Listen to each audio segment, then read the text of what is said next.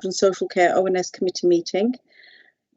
So on to agenda item 1, notice of recording of webcasts. So I just want to advise everyone that the meeting will be webcast for live or subsequent broadcast via the Council's meeting YouTube site, and that members of the press or public may record or take photographs except where there are confidential or exempt items.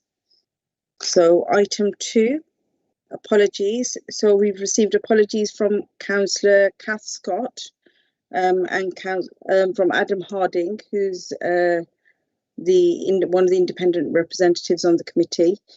Have we got any other apologies at all?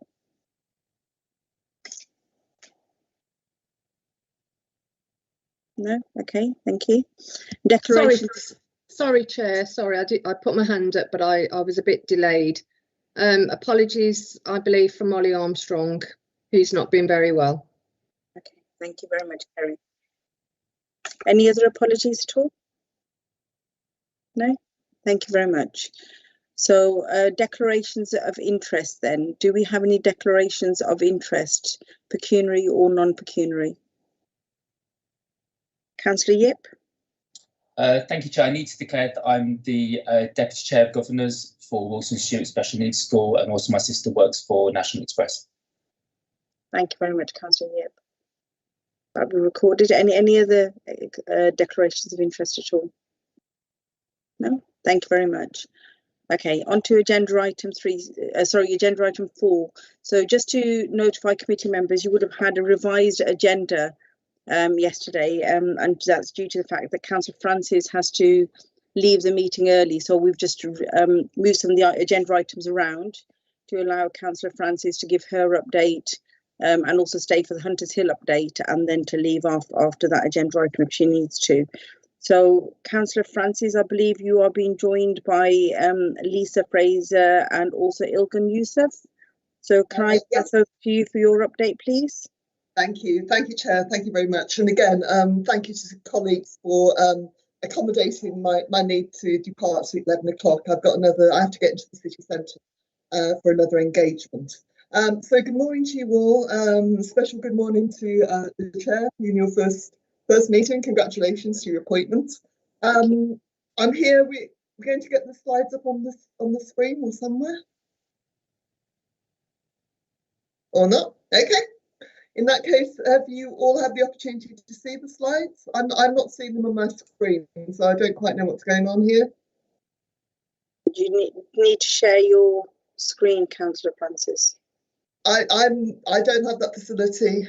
I don't think so. It's not. Amanda's right. And Amanda's just got the agenda up and the action notes. So if you go to the little arrow pointing up, Councillor Francis, you can just point on there and share your screen. Okay. On the top of the screen, there's a little arrow that's pointing up in the box. So if you press on there and share your screen. I just pressed, Chair, and what's coming up still is the notes, the action notes, and the agenda. So I haven't got the presentation on the screen at the moment again. Sorry, Chair, I'll try and share it again if you hold on a second. Thank you. Technology, we love it, don't we? Just give us 30 seconds. If it doesn't work, I've got notes to speak to anyway, and hopefully people will have the opportunity to look at the slides. It would be easier if we could get the slides on the screen.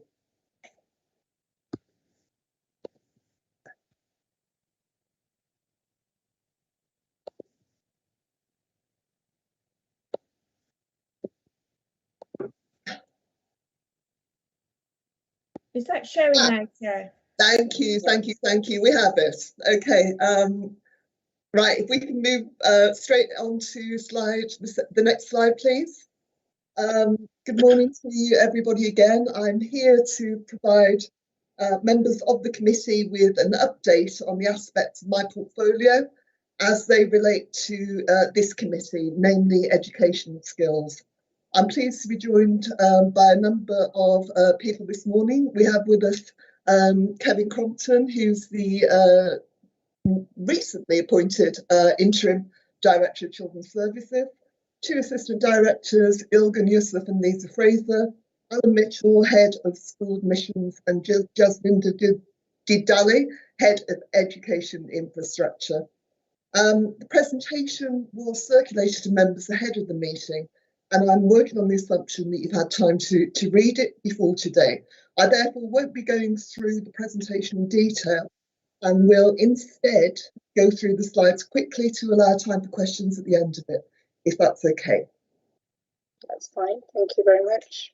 Thank you. So broadly, the contents around education, school numbers and education performance, and the arrangements that we have for summer holidays, schools during the pandemic and attendance at schools, children missing education, exclusions, elective home education, part-time timetables, school budget and school forum, relationships, health and sex and education.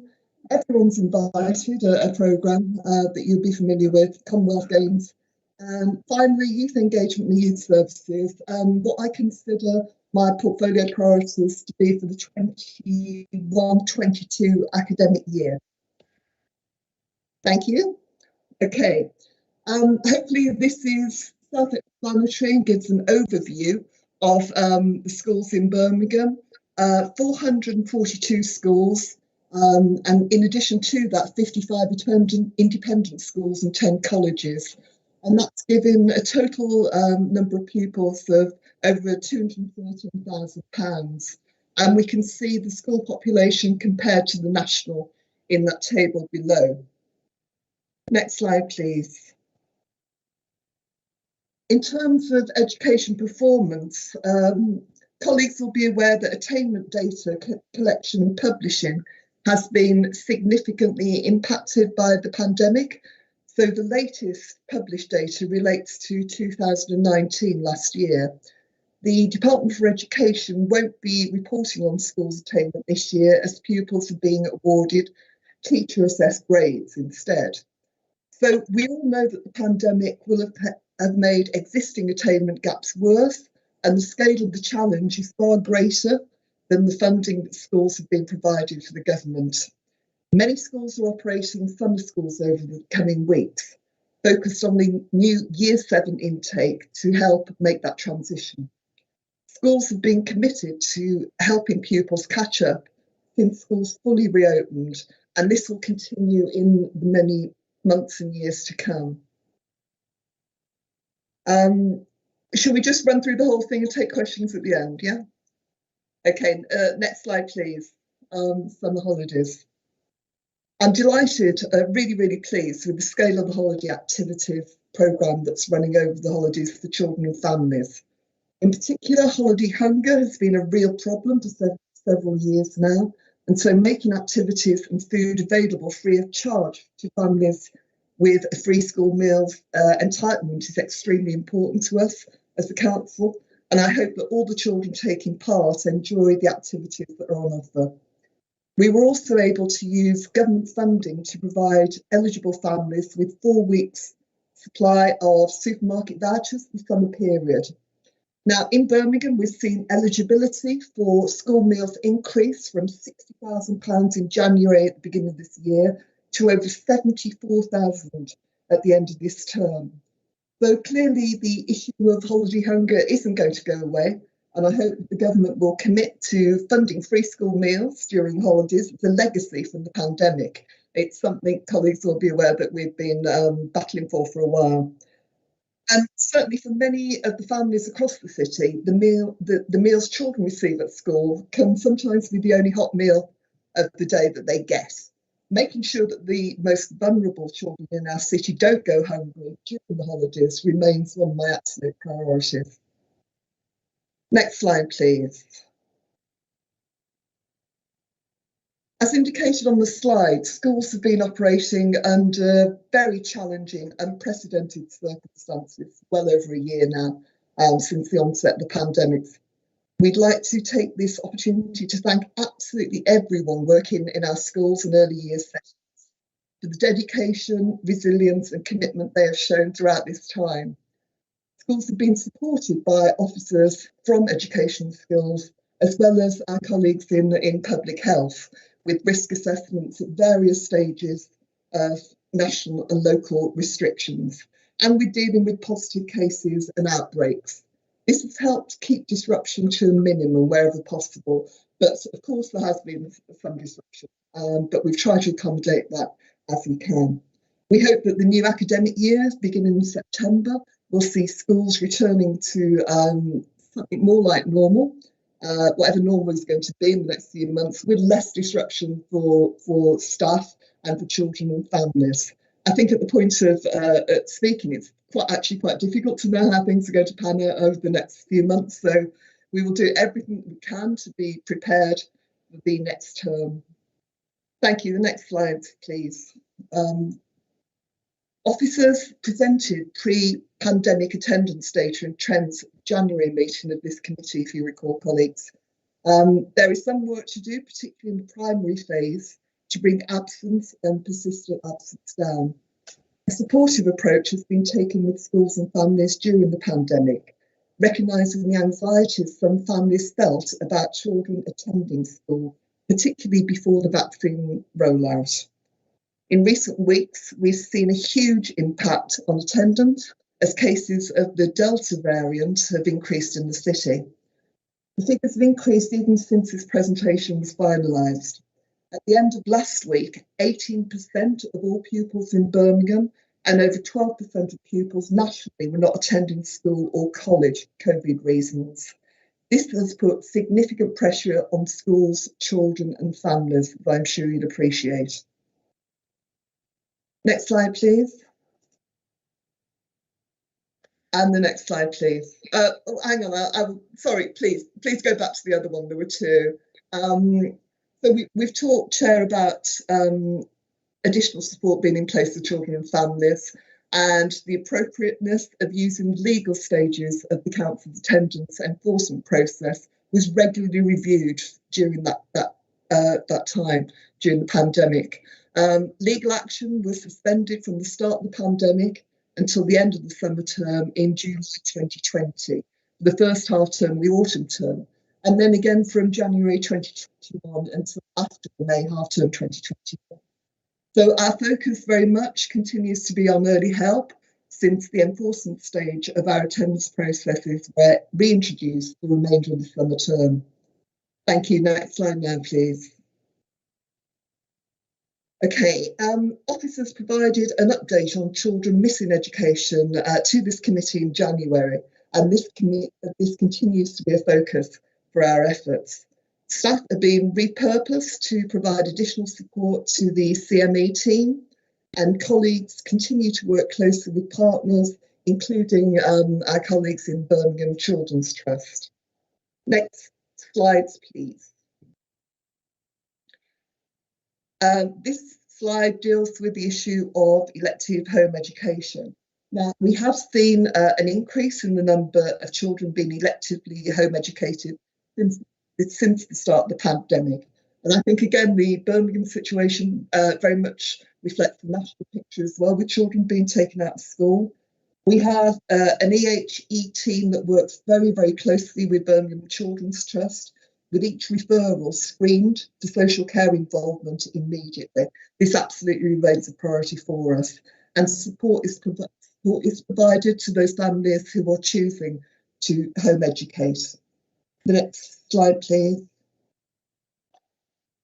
So we can see here a table on the monthly notifications that we receive from our school, and you can see, you make comparative analysis with 2019 and 2020. There are still some gaps of 2020, but we can see that how that those figures have played out over time. Thank you. Next slide, please. Moving on to exclusions. Not surprisingly, exclusion rates have reduced this academic year. Officers have continued to provide information about exclusions in January this year. And as this slide shows, there have been fewer exclusions this academic year in comparison to previous years. Some of that will be, of course, explained by the number of weeks that schools are closed because of the pandemic. Thank you. Next slides, please, 13 and 14. We're now moving on to the issue of part-time reduced timetables, which we've seen this year. In very exceptional circumstances, there may be a need for a temporary part-time reduced timetable to meet the particular needs of individual pupils. So, for example, if a child is unwell and that illness or condition prevents a child from attending full-time education, we can look at how things can be repackaged to make sure that that child is continued to learn. Now, that part-time reduced timetable does not have clearly defined objectives or other matters, and a specified end date and review process and or the consent of parents and carers may be considered an unlawful exclusion by Ofsted. It's important to remember. So what current Ofsted guidance states is that information about children missing from education is essential, and that all schools should notify the local authority of any part-time education arrangements. Councillor Yip, did you want to come in now? Happy to wait till the end. I can see your message. Thank you. Birmingham City Council has recently published new guidance and an online form for schools in cases of pupils being placed on part-time timetables. Thank you. Next slide, please. Now, there is a requirement for schools, of course, to notify the local authority of any child on a part-time or reduced timetable. And we are currently trialling an online form until September. There will be staggered formal introduction for primary and secondary school in September and for our special schools during October. So any child offered less hours than education of their peers. Integration, reintegration packages, ideally designed to cope with no more than 6 weeks. And this is very much for the good of the child and not the school. It requires the consent of parents, and we can also bring in, where necessary, seminar and virtual school. And finally, our database is monitored and schools contacted by ELIT for advice and support. Thank you. Next slide, please. Okay, lots of information on this slide. We might want to come back to the numbers and bring in directorate colleagues later, but basically it is looking at school budgets at the end of the financial year with a cumulative net school balance for the City Council of our maintained schools. The number of maintained schools in deficit has decreased to 28, which equates to almost 12% of the total number of maintained schools. And the cumulative value of deficits has decreased by 2.4 million to 6.32 million. Next slide, please.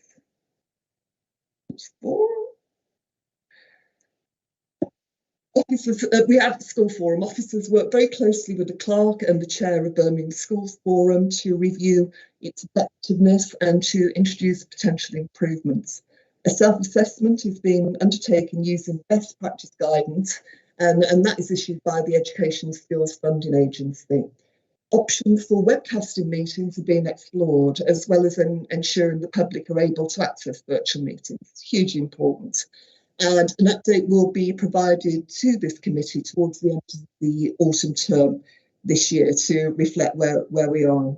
Thank you. Next slide, please. Relationships, health and sex education.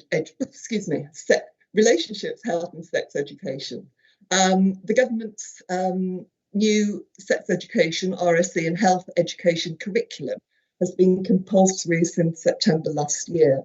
And our response to calls for primary schools for clear guidance in this area has led to the development of a relationship and health education curriculum. This was due to be launched at an in-person event in March 2020, but was instead launched virtually in June 2020. 4 webinars have taken place to support the applied practice of this Birmingham resource, and there are further sessions planned for the autumn term of this year. And to make sure that we're going in the right direction and that content and delivery is going the right way, we will undertake a survey of schools in September this year to get the feedback on the Birmingham curriculum, with findings presented to the committee at the next stage. Thank you. Next slide, please. I've got to. Thank you. This slide focuses on everyone's invited, which I think most colleagues will be familiar with. It's a result of concerns about the sexual harassment and relatively high incidence of sexual assault and inappropriate behaviour with our young people. So schools are invited, school pupils are invited to make a contribution to a website and share their experiences as survivors and victims. Schools across the country, including some from Birmingham, have been listed on the site. We know which schools they are. All allegations relating to Birmingham schools are being triaged and will be referred to West Midlands Police and Birmingham Children's Trust as appropriate. We take the protection of children and young people very, very seriously. Birmingham Safeguarding Children's Partnership recently undertook a survey of Birmingham schools and colleges, and that initial feedback from that survey is currently under review. And again, it's something I would hope to share with you at a later date. Officers from Birmingham City Council and partners will review this strategy to see if any additional action, input, resources is needed with the named schools or with the individual testimonies from pupils themselves. So we may, for example, want to share the list of named schools with partners to see if other intelligence raises further concerns. And their partners that could be either our colleagues in police or in health, or some of the support organisations that are working with young people. But we evidently need to manage this well with schools and give them the opportunity to have a direct dialogue with our local authority officers. Next slide, please. Commonwealth Games. A steering group is in place to oversee this work with education and skills. And we've worked very hard in recent months to engage with schools and practitioners with schools to involve children and young people in schools themselves in what's going on in terms of both volunteering opportunities, the educational aspects, and to get more involved in sports. There is a Commonwealth Games learning programme which supports Birmingham's wider strategic aims and works towards the work that we've undertaken previously with many schools in the city towards becoming a UNICEF child-friendly city. This work, in addition, will link to the efforts we're making on focusing on anti-racism and the Birmingham Civic History Project in our schools. And it will prioritise opportunities for young people and have a real focus on NEET, those young people who are part of the NEET cohort. And if I may add, it's not on the slide, but our young people in care. Thank you. Okay, Birmingham Youth Service. I've got quite a lot to read here. Birmingham Youth Service, as you will know, is an open access service. Provides young people with opportunities and challenging experiences together with information, support and guidance to help young people achieve their skills and help them make the transition into adult life. It's really, really important to stress the voluntary relationship between the young person and the youth worker. And we work with our youth service practitioners, work with the young person as a whole. Young people are not viewed as people with issues that need solving, but rather young people who need support. We have 25 full-time qualified youth workers and 12 full-time equivalent youth support workers, part-time workers across the city. Now, given the size of the city, that isn't that many, and I have to say, pay testimony to the work that they've done. Certainly over the past 12-15 months as we've been in lockdown, keeping a service going, incredible. The budget is 1.9 million core funding and an additional 1.5 million from external funding. The priorities of the service are focused very much on delivering the NEET agenda through the Youth Promise Plus programme. Sexual health, they're a partner in delivering the umbrella sexual health service, providing a range of services for young people. participation on ensuring that young people in our city have a greater say in what's going on, with fora such as the Youth City Board, and safeguarding young people, keeping young people safe by providing those very important safe spaces for young people to go, and addressing issues of particular concern such as criminal exploitation, youth violence, child sexual exploitation, or the extremism agenda. Next slide, please. 21, youth participation. As I said, there's I absolutely take my hat off to how youth service staff have managed to keep participation going over the past 12-15 months. There have been a number of activities that I'd like to draw your attention to, Chair and the committee. The survey written by young people and completed by over 1,000 young people, showing how they felt about the education they've received during the pandemic. And this survey was executed to confirm or dispel their feelings and to be used as a platform for change. In addition, there has been a young people's mental health survey, which came out of the issues raised in the education survey, with some evidence of real concern about young people's mental health in our city, and the need to explore this further by exploring the current access to services. Young people as active members of public health for professional theme groups, which has been very, very positive. And young people are also actively involved in the redevelopment and regeneration of a number of different locations in the city, including the city centre and East Birmingham and Druids Heath. We've seen, for example, in Druids Heath, some 200 children and young people consulted about redevelopment on that estate.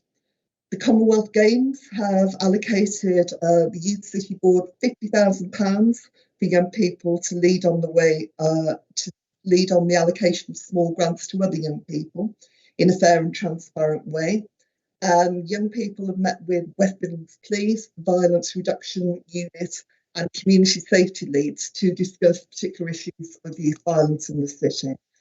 And finally, we have youth COVID champions that have been meeting on a regular basis with our colleagues in public health, and have started to support peer-to-peer messaging and advise public health on concerns, issues and gaps in terms of intelligence and knowledge in relation to young people. Next slide, please. Am I doing for time? Right, final one on the youth services. Birmingham Youth Services has continued to deliver during the pandemic, with a focus being on the detached youth work and an online presence. We've been reminded of the value of detached work and making sure that this is being continued. The service is an active partner in the delivery of Bring It On Brum, with the majority of youth centres delivering on this. There has been a successful peer research programme for the West Midlands.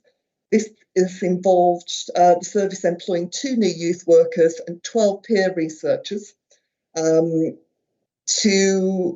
report on issues such as the living wage, that they will be paid the living wage for 18 months, and they will focus on researching youth violence and go on to develop social action projects for the city. The Lighthouse have been successful in leading on a consortium to deliver a transformational project around youth violence, involving mentoring, detached and positive activities on behalf of the Violence Reduction Unit. And in addition to this, the service has been pivotal in the development of the DWP Youth Hubs, which look at ensuring the services are accessible to young people. Thank you. Next slide, please.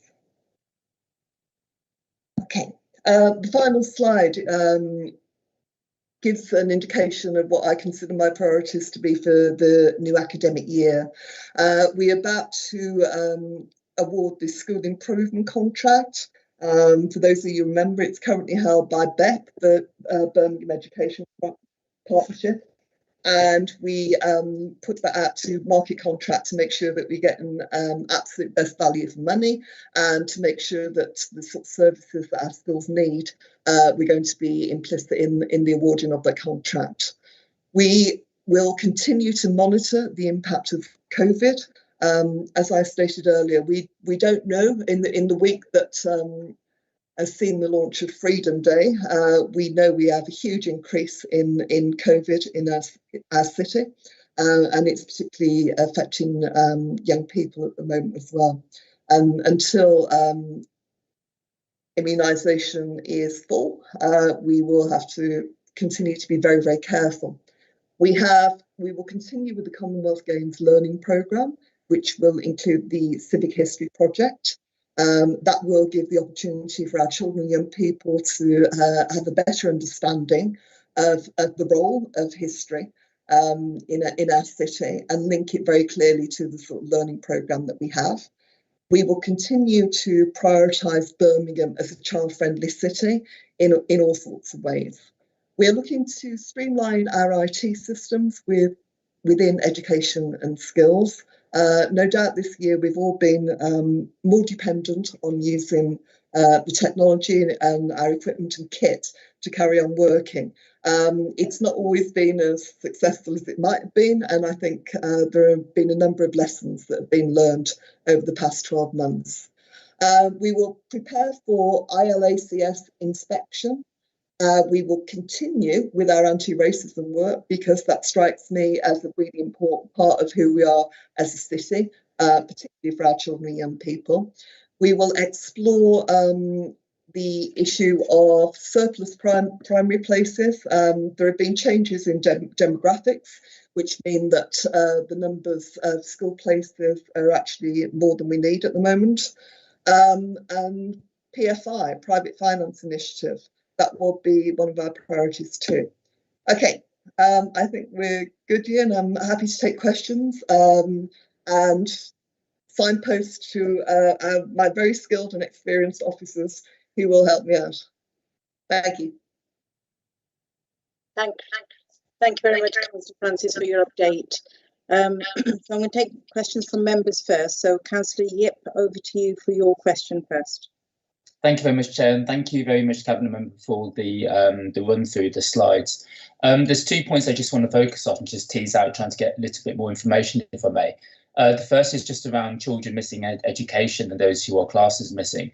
So you've given a very quick headline overview saying that it continues to be a focus, that staff are being repurposed, and you've been working closely with partners. But this is something that we at Scrutiny have been following for quite some years. I know going back from 2019 is that missing has always been flagged as a concern. Ofsted has rated this as an inadequate area, that there's lack of strategic planning and coordination, and of course it leads children who are missing from education leads to a risk of child sexual exploitation, grooming, and of course the drug muling, etc. So it does say, and I pulled this up from my notes before, that senior leaders should develop effective and multi-agency systems. And there's also a significant lack of data. So Birmingham Safeguarding Children's Board does not have data on this. And it's something which we have been asking for at Scrutiny as well. Can you give a little bit more flesh on the bones in terms of where we are with the missing children and what exactly is being done, and more importantly, what's being done differently? Thank you, Councillor Yip. I agree there are still some gaps in our knowledge, and this has been an issue of concern over some time. I would like, if I may, invite our Director of Children's Services, Kevin Crompton, or Lisa, to talk this through, because they have the hands-on knowledge about what's been happening, and they will guide me as to what the priorities are going forward with this. Thank you. I think, Chair, if Lisa could take the question, would be helpful. Thank you, Kevin. Thanks for your question, Councillor Yip. So in terms of the children missing, clearly it's an absolute priority for Birmingham to know who these children are and to ensure that we have systems in place to track them. The reference that Councillor Francis made to updating and reviewing and improving our IT infrastructure is key to this, because it helps us to better monitor and track children and their whereabouts. And that's something that I will bring my colleague Alan Mitchell in a moment to talk about, as he has been working on that extensively, particularly during the COVID period. I was surprised to hear that you haven't been able to access figures from the Children's Partnership on this. The Safeguarding Board, I think you mentioned, because my understanding is that we have been reporting data to them over a period of time. So we certainly do have data, and we've revised how we are reporting that, because there has been some lack of clarity in terms of the reporting of it, not in terms of the methods that we undertake to look for these children, but in terms of our reporting. The COVID period has presented particular challenges in terms of children missing education. For example, a small proportion of schools have referred children as missing education to the team, which has increased the workload.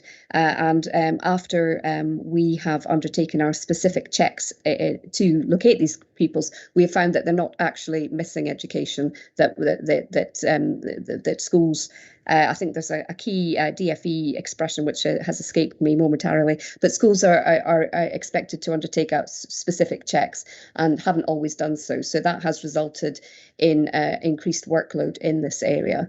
But we have focused particularly on this. So if I could bring in Alan to just give an outline of the work that we've done. And I think it would be useful for us to come back perhaps and give a more extensive presentation at a future scrutiny.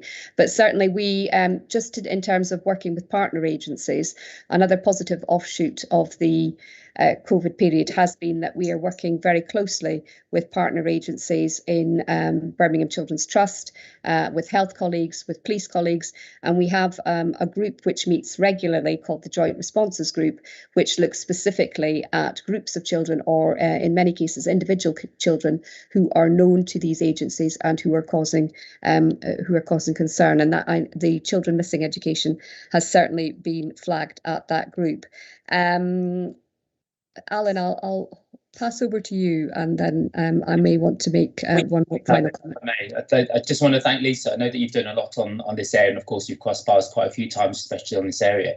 I think I'm referencing something from Ofsted in 2018, looking specifically at the Children's Trust, saying how homeschool visits, return visits from children who've been missing, there's less than half who've been interviewed, and it limits professional understanding of the risk associated with and our understanding about why children go missing.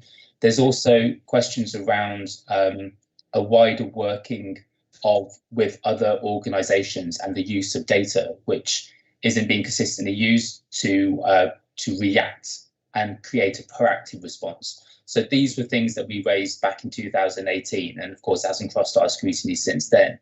So we just want to really understand exactly what has been done since. And the final point is just around the whole reasonable inquiries level. So in the past, when children go missing from school, there's only an expectation from council to, quote, make reasonable inquiries, end quote, to establish the whereabouts of children, which we felt was insufficient. Councillor Yip, can I come back on that one? We're talking about two very important groups of children, but there is a slightly different definition in terms of children missing and the reference to social care and practice, which Ofsted would expect from the trust in terms of following that up, and then the children missing education that is followed up through the education part of the business. So I just want to make that distinction. So I can't speak in terms of the trust element, but I can certainly go away and liaise with colleagues in the trust to make sure that I bring that information back to you. Thank you. Alan, did you want to come in? Councillor Francis, did you want to come in before Alan? Just very quickly. First of all, Alan, good morning. I forgot to mention you when I was introducing officers earlier. Just in response to Councillor Yip, we had EMT yesterday, And one of the issues was around multi-agency data sharing.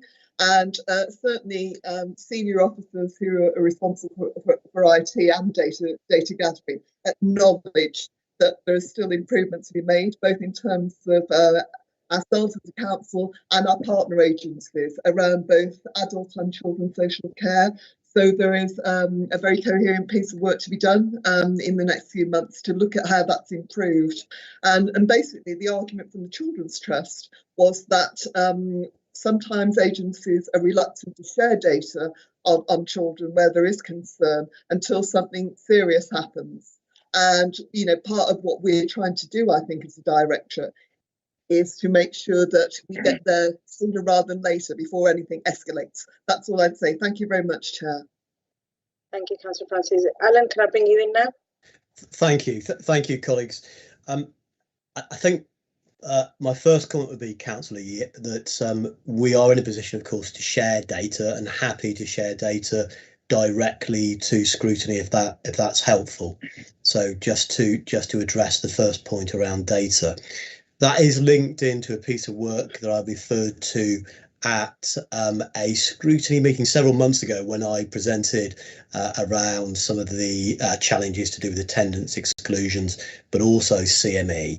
And I referred there that we were reviewing the accounting arrangements to make sure that we've encompassed all children that we need to have in scope so we can do this very important piece of work, the various investigations and inquiries to locate their whereabouts. And of course, it is a challenge. It is about locating whereabouts. Many of the children have left Birmingham. And of course, given the demographics within the city, many will have left the country, and many will actually be in schools or engaged in education otherwise. So the three areas that we focus on, we've reviewed the accounting arrangements to make sure they're robust and we are counting everyone that we need to. So that piece of work is pretty much completed. I referred also at the previous scrutiny to the intention to piggyback on to the schools portal that's been used very successfully for school admissions. Obviously, shared agenda, it's a pathway that's very much linked, and we continue to do that work to put that in place. And we've also not only repurposed resources during the COVID period, where certain activities in the council maybe weren't operating to the level they were previously, and we've moved people to support with the CME work. And we've done a bit more than that now, Council. We've got some extra people in that area who will be permanent resources who will continue to support that work, so we can ensure that we are processing referrals as speedily as we need to. Hope that's helpful. That's very helpful. Thanks so much, Alan. Through you, Chair, if I may, perhaps we can ask Councillor Francis to even if it's just a written update on that piece of work that she refers to around the data, and if we can just get some sort of information on the missing children sent scrutiny. If I may, Chair, my second question is just about exclusions. Sorry, Councillor Yip, I was going to move on because I'm just mindful of the time, and obviously we've got an update on other agenda items as well. So is that something, if you want very briefly, just touch on that point then, Councillor Yip. Thank you, and then Chair. we can move on to... So I suppose this matter may also be for Lisa. So it's just around exclusion. So I note the numbers that's been quoted, but my assumption would be the low number of exclusions would be because schools have been closed. And I would consider this to be still quite high, considering the numbers have been closed. And again, this is something that we've looked at scrutiny, looking at how perhaps some pupils have been off-roll temporary. There's been managed moves. Earlier intervention is something that we've been trying to look for as well. So again, perhaps we could just get a little bit more information. And I'm quite happy to leave it there, Chair. Thank you. If I may, Chair, I can, yes, promise Councillor Yip that we'll get both pieces of information together as soon as we can and do a written report on that, which will be sent to this committee. Thank you. If you could send that to the officers, and we can share it with all the committee. Will do. Thank you. Councillor Jenkins, over to you. Thanks, Chair. I'll have to apologise in advance if my dogs start barking very loudly, because I am expecting a knock on the door at some point. I've got a number of questions. They're quite quick, easy answers. So shall I do them all in one go? That might be easier. Yeah. So thanks to the Cabinet member for the report. It's been very useful to, you know, have that sort of level of detail, although it does throw up lots of questions clearly. And I was going to ask a question on the exclusions, but Alex has already asked that, so I shall leave that one. So the holiday activities and food programme, which is obviously a great initiative, and it's great that we got some funding for that because it's a really important programme. But I just wondered about the capacity of that, you know, how much of that is going to be happening and actually what the take-up has been like. So that was one question. Secondly, the Cabinet member talked about the sort of not penalising parents over the, you know, over the COVID period if they were if the children weren't attending school for particular reasons. And we know that there has been a high level of concern amongst parents. And I just wanted to double check that after the May half term, so the last couple of months of this last term, were we also still not penalising parents? I'm pretty sure we wouldn't have been, but I just wanted to double check on that. And then we talked about, the Cabinet member said, you know, hopefully by September we'll sort of be back to some sort of sense of normality, but clearly we may not be. And I just wanted to check that there was a, you know, something in place, a system in place, so that if COVID is still, you know, wreaking havoc, that there is a clear plan in place to make sure that our children are safe, and our teaching staff, because they're really important as well in all of this. The relationship, health and sex education, the RHE curriculum, I'm very pleased to hear that we've been leading on that piece of work. The Cabinet member knows how involved I was in the protests in my ward and at a local school, which you know, were pretty awful at the time. And I really just wanted to know who we worked with to develop that curriculum and who from the council was involved in that piece of work, because as a scrutiny committee, we weren't, you know, involved as far as I know in any way. And it would have been good to have had, you know, at least some sort of discussions about that. And then the everyone's invited. I'm not asking for any level of detail, but I just wondered how many Birmingham schools have been flagged in that, just, you know, as a figure at this point, because clearly we would hope to have more information at a future point when it's appropriate to do so. And then I've just got a final bit about the youth service. Shall I do that one now, or shall I save that one? What do you want me to? Shall I do it all now? That'd be easier. Do it all now. You would expect, Cabinet member, for me to say something about the youth service, because it is my passion, as everybody knows. I know. So yeah, and it was really good to hear the comments about, you know, how hard youth workers have actually worked throughout the pandemic. You know, they have been on the front line delivering services in really difficult and challenging circumstances, as well as, you know, all of our other frontline workers who have carried on doing that. So youngest city in Europe, we're running at a budget of 30% lower than we were in 2010. So clearly, you know, there are going to be very high dependency, as we know, on external funding. And, you know, that level of external funding is equitable to what we're putting in as a budget from the council. So £3 million budget, but half of that is external funding. At some point, you know, that external funding may not be available. So I want to, you know, talk about how we plan for the future resourcing of our youth service, which is really important. If that external funding dries up. Historically, youth workers have always been very good at attracting external funding. That's always been part of their role.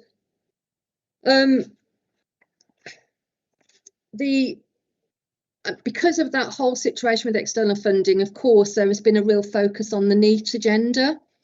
And, you know, we've had a lot of EU money to deliver that work. And that has actually helped to protect our youth service and keep, you know, youth workers in jobs. And that's a really important part of it. And I've always been you know, a proponent of that. But some may say that that real focus on the NEET agenda has detracted from some of the real life youth work delivery. I'll just put the dogs out, 1 second. Perfect timing. I'm just going to whiz through a load of responses. I could get my. Are you okay, Kerry? Sorry. So yeah, some may say that, you know, that real youth work has suffered because of that focus on the NEET agenda, and the cabinet member reminded us of the value of the detached work that we've seen an increase of over, I've nearly finished, Chair, I promise, over, you know, the last 18 months, which has been fantastic. But I do wonder if there needs to be a bigger focus going forward on that youth work delivery that works with young people to do that informal education, to do that personal relationship, that personal development, you know, the resilience building, the empowerment work, and how, you know, in a plan for the future, we can ensure that we are resourcing appropriately to the needs of our young people across the city. And I'll leave it there, Chair. Thank you very much. Thank you very much, Councillor Jenkins. Councillor Francis, respond. If we could just keep, I know they're very, very important topics, but I'm also mindful of time. So if you just focus on the questions in hand, and I will do. Thank you very much, Chair. I think I've got 6 questions to go. We always need more time, but I do value your input, so thank you. It may be that I can't give verbal answers to everything, but I'll make sure that you get a written update for the ones I haven't got the information available to me at hand. As far as the holiday activities fund is concerned, we put a huge amount of effort into that. And we have tried really hard to make sure that we're communicating with the right networks and groups to make sure that take-up is as good as possibly can. There's always room for improvement in any sort of initiative, I think, like that. So we'll bear that in mind. We'll keep plugging away through various sources. As far as penalising parents, I'm going to ask officers to come back to you, Councillor Jenkins, with a definitive answer. Because my understanding is that we weren't penalising parents, but I don't want to get anybody in trouble. As far as the new academic year is concerned, we will put all possible support mechanisms in place and work with schools and with teachers and with our trade union partners to make sure that, as far as possible, schools are able to open, if safe to do so. That's been our message throughout the pandemic. And right now, you know, schools are just at the point of breaking up. They deserve a good holiday. Everybody enjoys some holiday, but we will be monitoring the situation as the weeks go on. I and most of my directorate staff are around for the month of August, so work will continue to make sure we're as prepared as possible.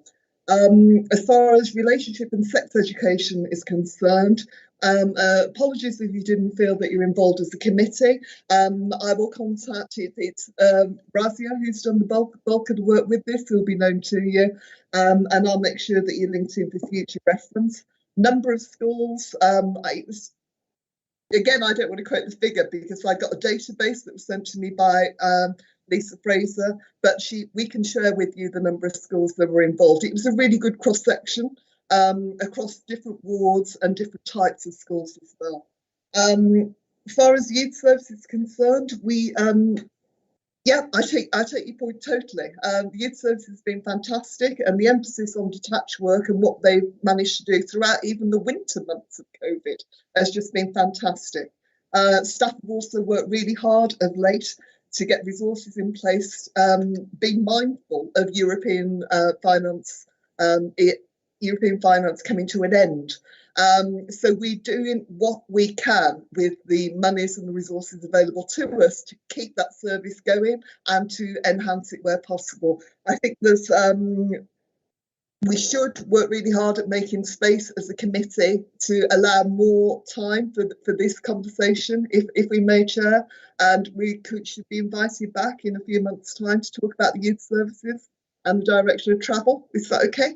Yes, could I request, I know Lisa's message to say that she'll provide further detail, but can I ask that further detail is provided written detail is provided to the committee in terms of statistics and the questions that are being sort of a bit more detail on all the areas that have been highlighted, to find out exactly what we're doing, who's involved, what the figures are.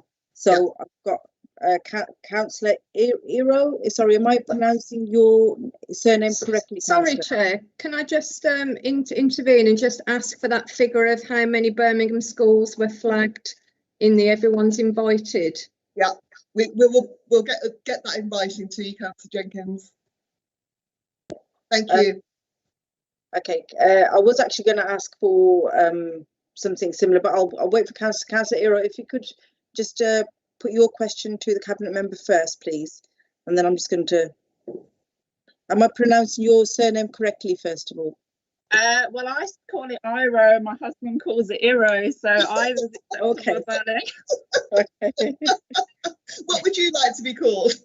I think we'll have to go with Iro because it is his native language, so I think he gets to choose me. Yeah, fantastic presentation. Thank you, Councillor Francis, and thank you, Chair, for letting me ask the question. I had no idea there was that many pupils home educated. 1,187 is an enormous number. It's the size of a large secondary school. I wondered what assessments go on to track the progress of those pupils who are being homeschooled. Secondly, you talked about children missing in education. Does that include school refusers? That's the term we used in school for children who just don't want to come to school for whatever reason. And then you talked about children on part-time timetables. Obviously, as a teacher, I know that we do have children that are put on part-time timetables for a range of reasons. I wondered whether there's any data on that, how many children there are in Birmingham on part-time timetables. And then just a general question about all the data that you've given. Does all the data you give include academies, or is it just the local authority schools? Thank you. Before you respond, Councillor Francis, can I just add my question on as well? I've got a couple of most of my questions have been already been picked up by other members of the committee, but just in terms of the homeschooling, could you also share with us how the families that are homeschooling, how they're being supported, and as Councillor Iro says, how their progress is being monitored? So in terms of the homeschooling that's been carried out. And secondly, I'm just going to add my question on rather than adding another one at the end. So with the youth service, you highlight that obviously the youth service is picking up lots of different issues that have been picked up when they're providing the support, such as youth violence, exploitation, extremism, health and wellbeing, etc. Have we done any sort of mapping exercise in terms of identifying where the issues, particular focuses of different issues are, and what are we doing to address those issues that have been highlighted and picked up to support those young people with the issues that have been highlighted? Okay, I think I've got 5 questions there in about 5 minutes. We're running slightly late. Can I invite Lisa to come in and talk about homeschooling and the support that we give to parents, and/or Alan? So in terms of elective home education, it's really important to emphasise that parents have the right to home educate their children. So the local authority works within the legal framework, which I think there have been various private members' bills in the past which have tried to tighten up on the legislation, but the legislation makes it quite difficult for local authorities to intervene unless the quality of education is deemed to be not appropriate, and at which point a school attendance order is issued. The council has in the past issued school attendance orders, but prefers to work with parents to talk them through why the quality of education is unsuitable and to get children back into school much more quickly as a result.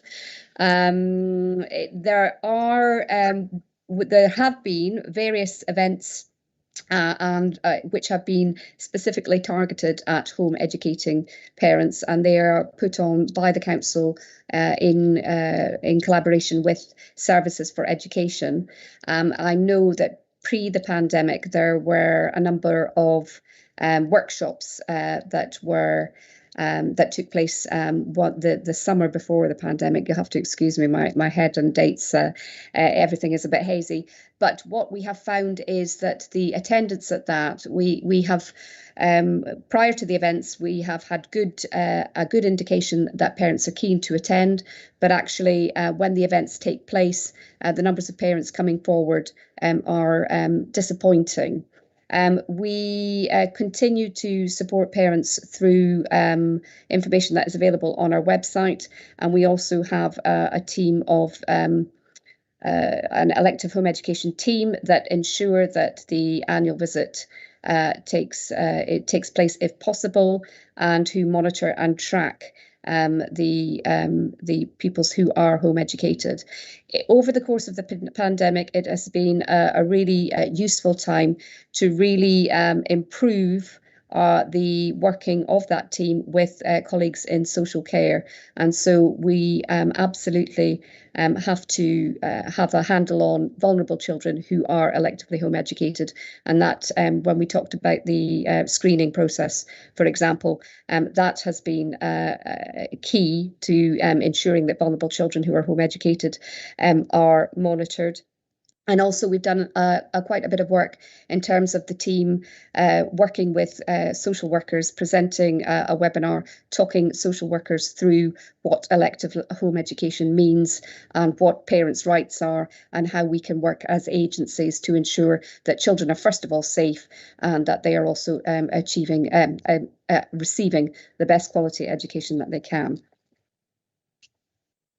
Thank you, Lisa. Councillor Armstrong, welcome to the meeting. I didn't realise you joined.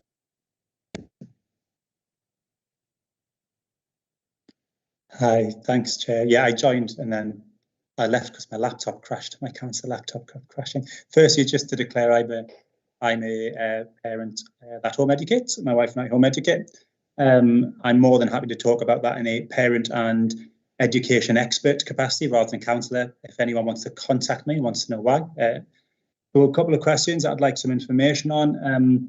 Firstly, we just heard that if any home educating parents are deemed to not be giving a suitable education, there's a process to support them and potentially put those children back into school. I'd love to see the process of that in documentation. Exactly what is it, and who are the staff who see that, and then to see the qualifications, job titles of the staff that oversee that process. That would be really helpful. And then the second thing is, we've just heard about some of the support that goes on for home educating parents in the city. Again, I'd love to see that process. So just anecdotally, my experience is the support isn't great, and parents I know well that I speak to who are doing a fantastic job would also say they often feel patronised and that the support isn't great. Again, that's anecdotal. That might just be their perspective. So I'd love to see on paper the process by which you're inviting home educated parents to these sessions, what the sessions are, and then anything you've done after them. When you say the numbers weren't great, I'd like to see the documentation on why they're not great and what the follow-up has been and what questions have been asked. And then I'm more than happy to help feedback on that and to speak to other home educated parents to help feedback so you get a better, broader, deeper, wiser picture. Thank you, Chair. Thank you, Councillor Armstrong. Councillor Francis, so Councillor Errol had other questions as well. So are you going to pick the other questions up? Yeah, no, Chair, thank you. What I was going to suggest was there's been such a wide variety and a number of questions today, some of which haven't been answered at all, some which haven't been answered adequately. So I would like to give them the time, because we have to do Hunters Hill and we have to do, as a committee, you have to deal with other matters before midday. Can I ask that any member of the committee who feels that we've not had time to do those questions today, could they please put something in writing? I will absolutely ensure that you get a response over the next few weeks from officers. Does that seem reasonable, so we don't run over? Because I can't stay. I am also mindful of the time, Councillor Francis. So have you made a note of some of the questions that have been asked by members? I think officers, yes, and officers will have. Yes, so if you could respond to those questions and provide further detail on the questions where further details being requested, please. And send that through to the scrutiny office, and we will send the responses to members. And if I can ask members, if there's any further detail that you require, please go through the scrutiny officers, and then we'll forward them to the relevant officer to get the responses. Thank you very much, Councillor Francis. Thank you. Without further ado, I'm going to move on to the next agenda item, which is Hunters Hill update. So I believe, Councillor Francis, you're going to give that update alongside Jaswinder Didiali and David Bridgman. So over to you, Councillor. Whoops. Sorry, I've forgotten to switch the microphone back on again. Yes, I'll invite officers, Jaswinder, to talk through this, and I'll be listening till the end of this item. We'll take any questions about that. Thank you. Jaswinder? Jaswinder? Hi, good morning, everyone. Essentially the update is on pupil placement, and David Bridgman has all the details. I don't want to get numbers wrong because he's been living and breathing it. He's on the call, so David will start if that's okay. Councillor Kuna and Councillor Francis. Thank you. David, over to you. Morning, colleagues. So the current position is that of the 84 children, young people that were on roll at Hunters Hill when the decision to close was made, we're down to 8 children that are currently on roll as of this morning. They're in years 8 to 10. Of those 8, we've identified destinations for all of them. 3 have got agreed September placements, but we just can't take off roll until they start those new placements in September. 2 are other local authority children, and those placement destinations have been agreed with those authorities. So that essentially leaves 3 Birmingham children, 1 in year 9 and 2 in year 10. We've got, as I say, we've got confirmed offers for all of those 3. 1 is shortly due to be confirmed by the provider, 1 is subject to consultation, and the other is subject to custodial restrictions which are preventing us from finalising the plan. So essentially we're down to the last 3, and that's the current position. Okay, Councillor Yip, you've got a question. Over to you. Thank you very much, Chair. Can I firstly thank David for doing so much in trying to get the pupils reallocated, and the previous question that was asked around making sure the pupils then in new placements or actually permanent placements. I'm grateful for your answer on that. There's 2 questions which I want to just really try and delve into. I think if we can get some information around the students at the point of when the school was decided to close and how long it's taken for them to relocate, if we can get a breakdown of those statistics sent over to scrutiny, please. And in terms of, it's just a general concern about the length of time that students have been there during a time when I assume the school would be in quite a difficult situation. Staff are leaving, it's being wound down, items are being taken away, etc. So I just want to see how the welfare of the students who are still at the school, whether they are still physically there or whether they are just on roll there whilst being taught at home. If I could start with that, and I'll bring the second point in if I can. Yeah, thanks, Councillor Yip. So the situation, as you know, because of the situation on site that you've alluded to, no children were receiving education at Hunters Hill. So the process that has taken place since the decision has centred around providing interim placements for all of those in school provision or via home tuition or via, in a very small number of cases, remote provision via the school. So there's no children being educated on site.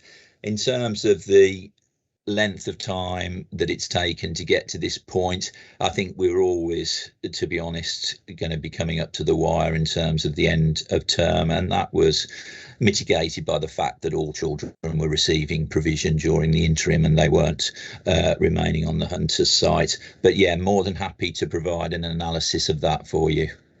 Thank you. And perhaps if we can get some information from the parents directly on the quality of the home education provided. I suppose it's of great concern that I think from the reports you said that there were 6 pupils, 2 in year 9, 4 in year 10. So of course these are crucial years if they're transitioning to year 11, etc., for their grades and attainment. So I just want to make sure we can get some feedback directly from the parents as well, included in that. If I may, sorry, Kevin, did you want to come in? Thanks, guys. I just wanted to inform the committee that I met with the IEB, and to have a chat with him about this process, and that there's a meeting between the IMB and colleagues, officers next week with the specific purpose of seeing what can be learnt from what has happened over the last year. And also, I just wanted to add my thanks to David publicly for the work he's done on this, if that's all right with you, Chair. That was this. So that's taking place, I think, on the 29th of July, and I'm sure we can write up a short note and share that with scrutiny as to what those two groups of people thought. It's I'm going to attend myself to see how the conversations go. I think it'd be very interesting. Thank you, Kevin. Through you, Chair, if I may, if you can ask the IB if they wouldn't mind my attending as well, because there's been something called, we've been following it up on the Hunters Hill situation for quite some time. With your permission, Chair, the last scrutiny meeting, I asked the question around circumstances leading up to Hunters Hill. So we've got the number of pupils there previously was around 200. It was reduced down to 84. The residential portion was closed. We've had the local authority come in, and then, of course, very quickly, when it was deemed to be inadequate, very quickly, despite having a long legacy of around 90 odd years of outstanding provision, it's very quickly gone from an outstanding school to being closed. And I think there are some questions that need to be asked around the circumstances leading up to this. And as Kevin's alluded to, perhaps in the lessons learned procedure, the circumstances leading up to the school where it was deemed to need to be closed, not the decision itself to close, but the circumstances leading up to it, the support from local authority, impact teachers and parents, etc. I asked the question at the last scrutiny whether we could formally ask for an inquiry into the circumstances leading up to it. It was kicked into touch because this wasn't deemed as an official meeting. I know that this is also not an official meeting, but perhaps I can get some advice from the chair and scrutiny officers on how we can take this forward if the rest of the committee are also minded. Councillor Francis, do you want to comment on that? Yes, please.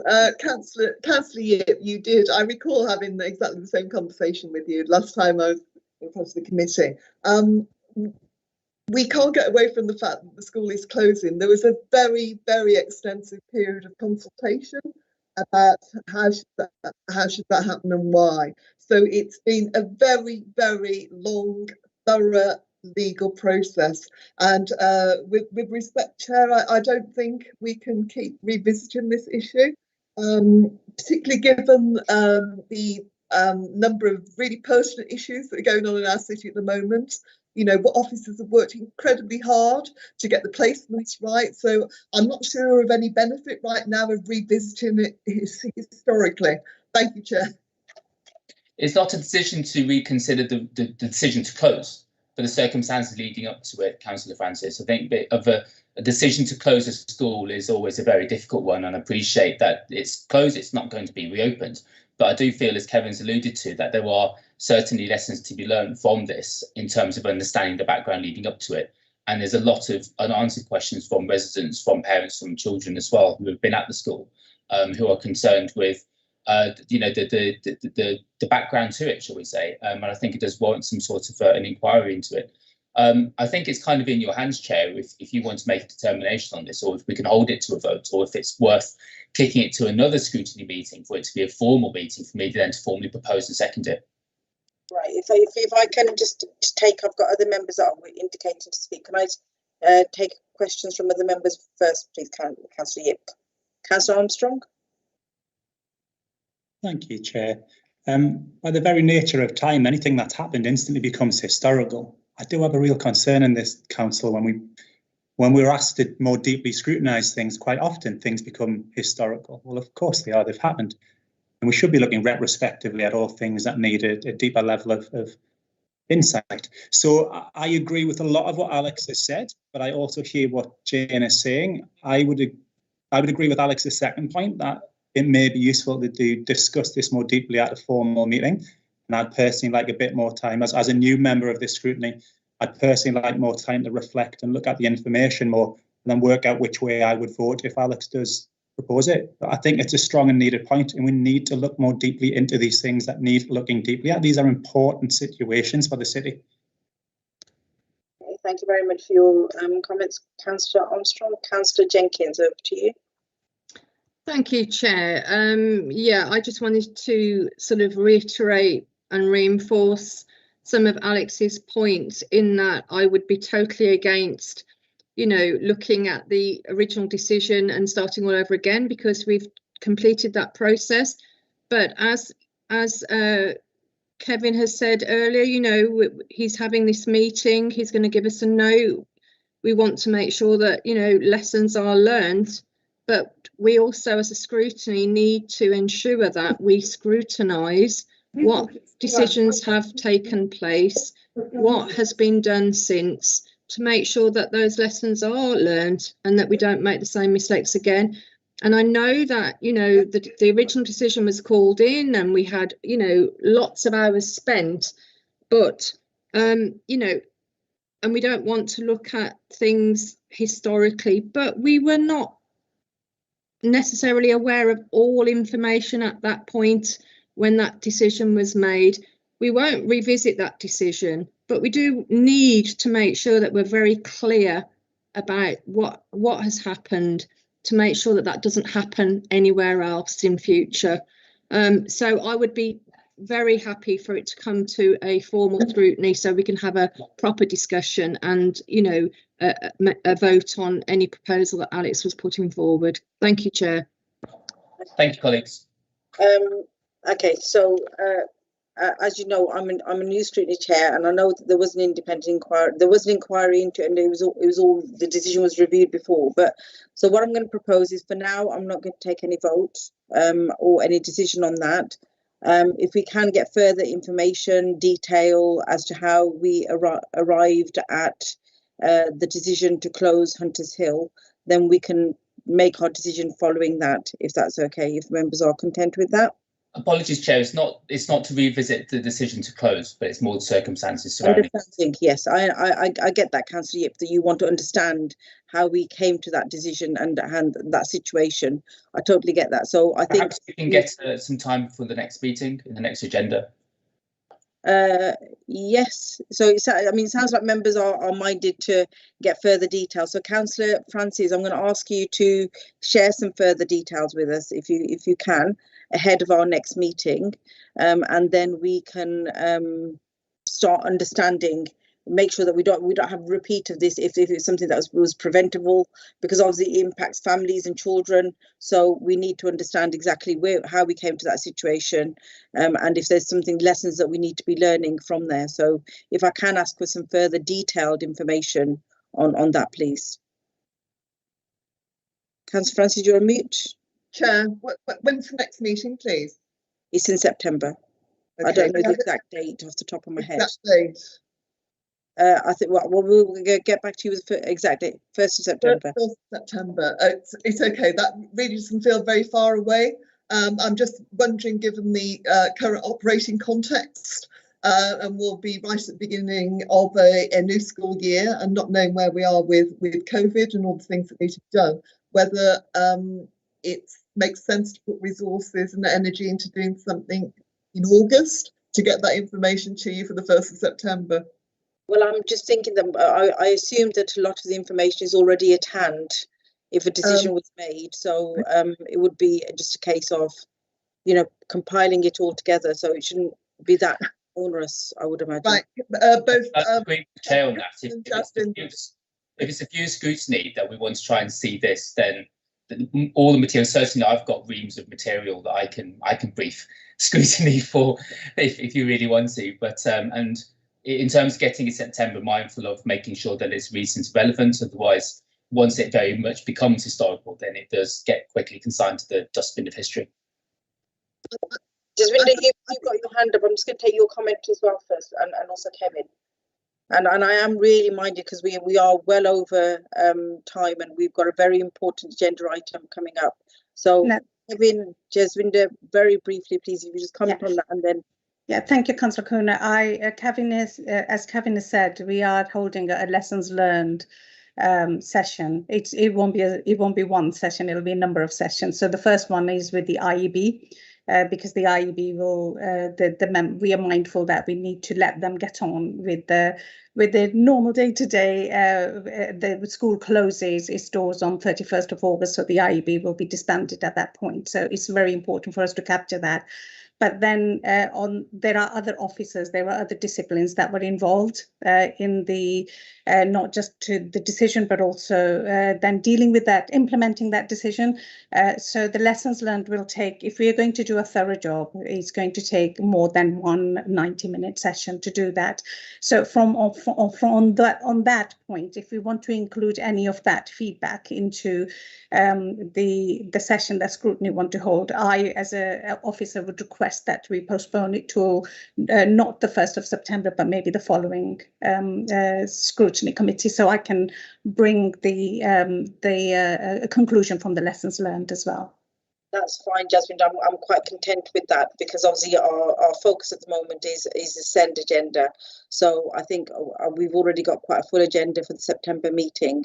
So that I don't see a problem in that personally. This is about learning after the event and making sure we don't repeat any mistakes or anything that we might have made or anything that we could have done differently. So I don't see an issue for it coming later in the year. Kevin, did you want to briefly come in on that? Briefly, I agree. The timing would be difficult. I think a limited number of officers, and as we'll discuss later on the agenda, Chair, there's a lot to do.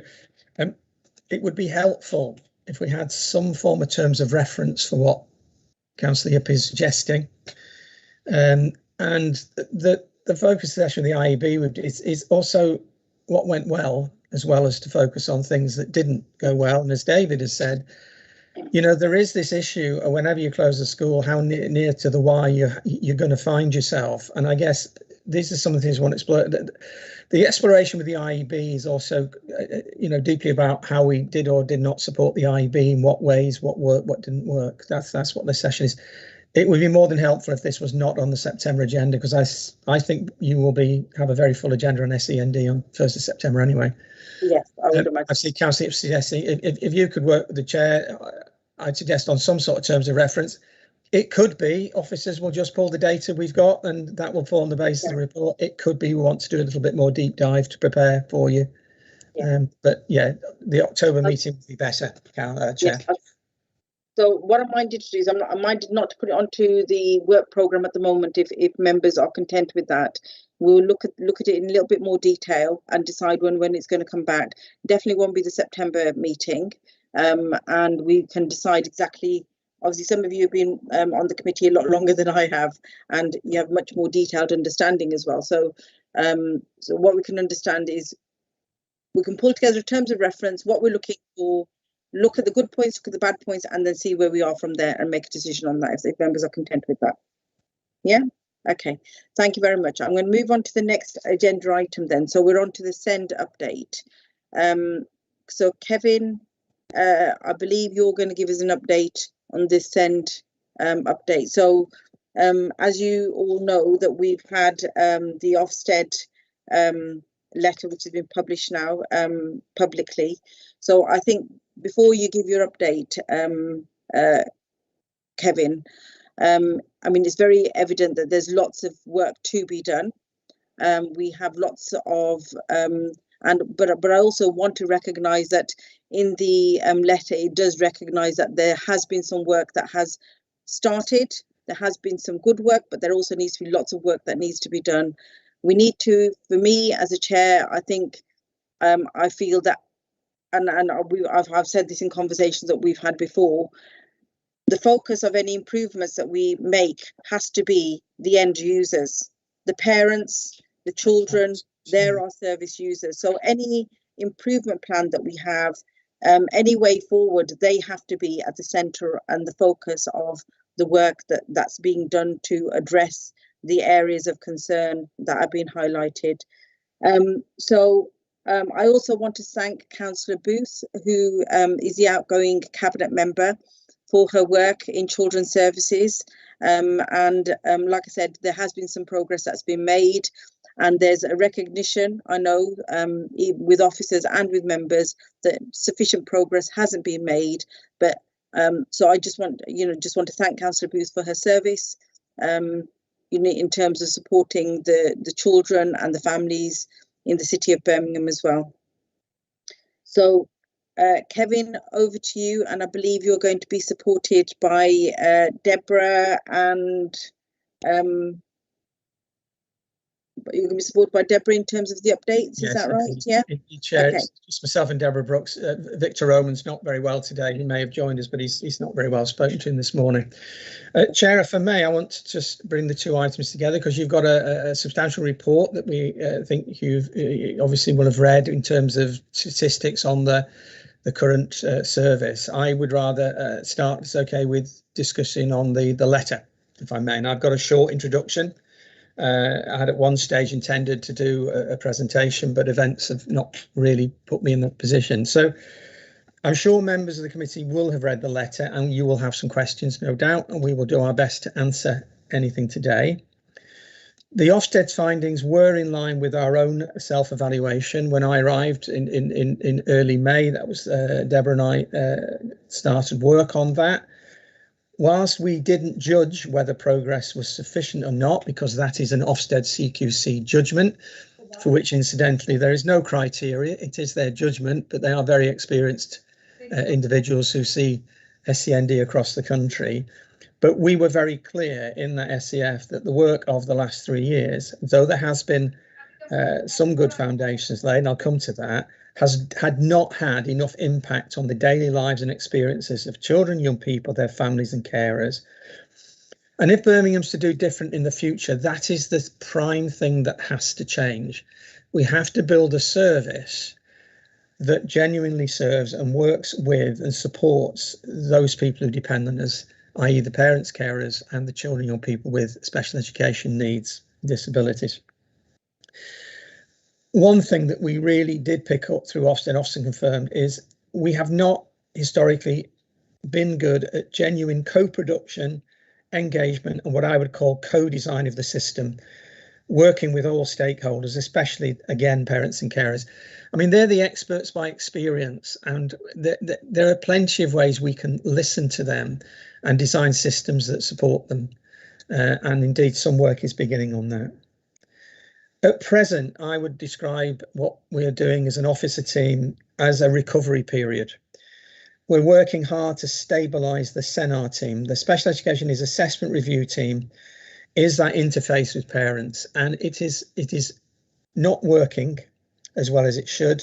And I'll come despite staff trying very hard. I can assure you, I spoke to 280 staff the other day, and it isn't the case that anyone gets out of bed to do a bad job. We have to make sure staff are well supported, that systems work, that they're correctly managed, and some of those things have not been in place. We're strengthening management leadership. We hope to have, there's a member panel due to try and appoint an interim assistant director.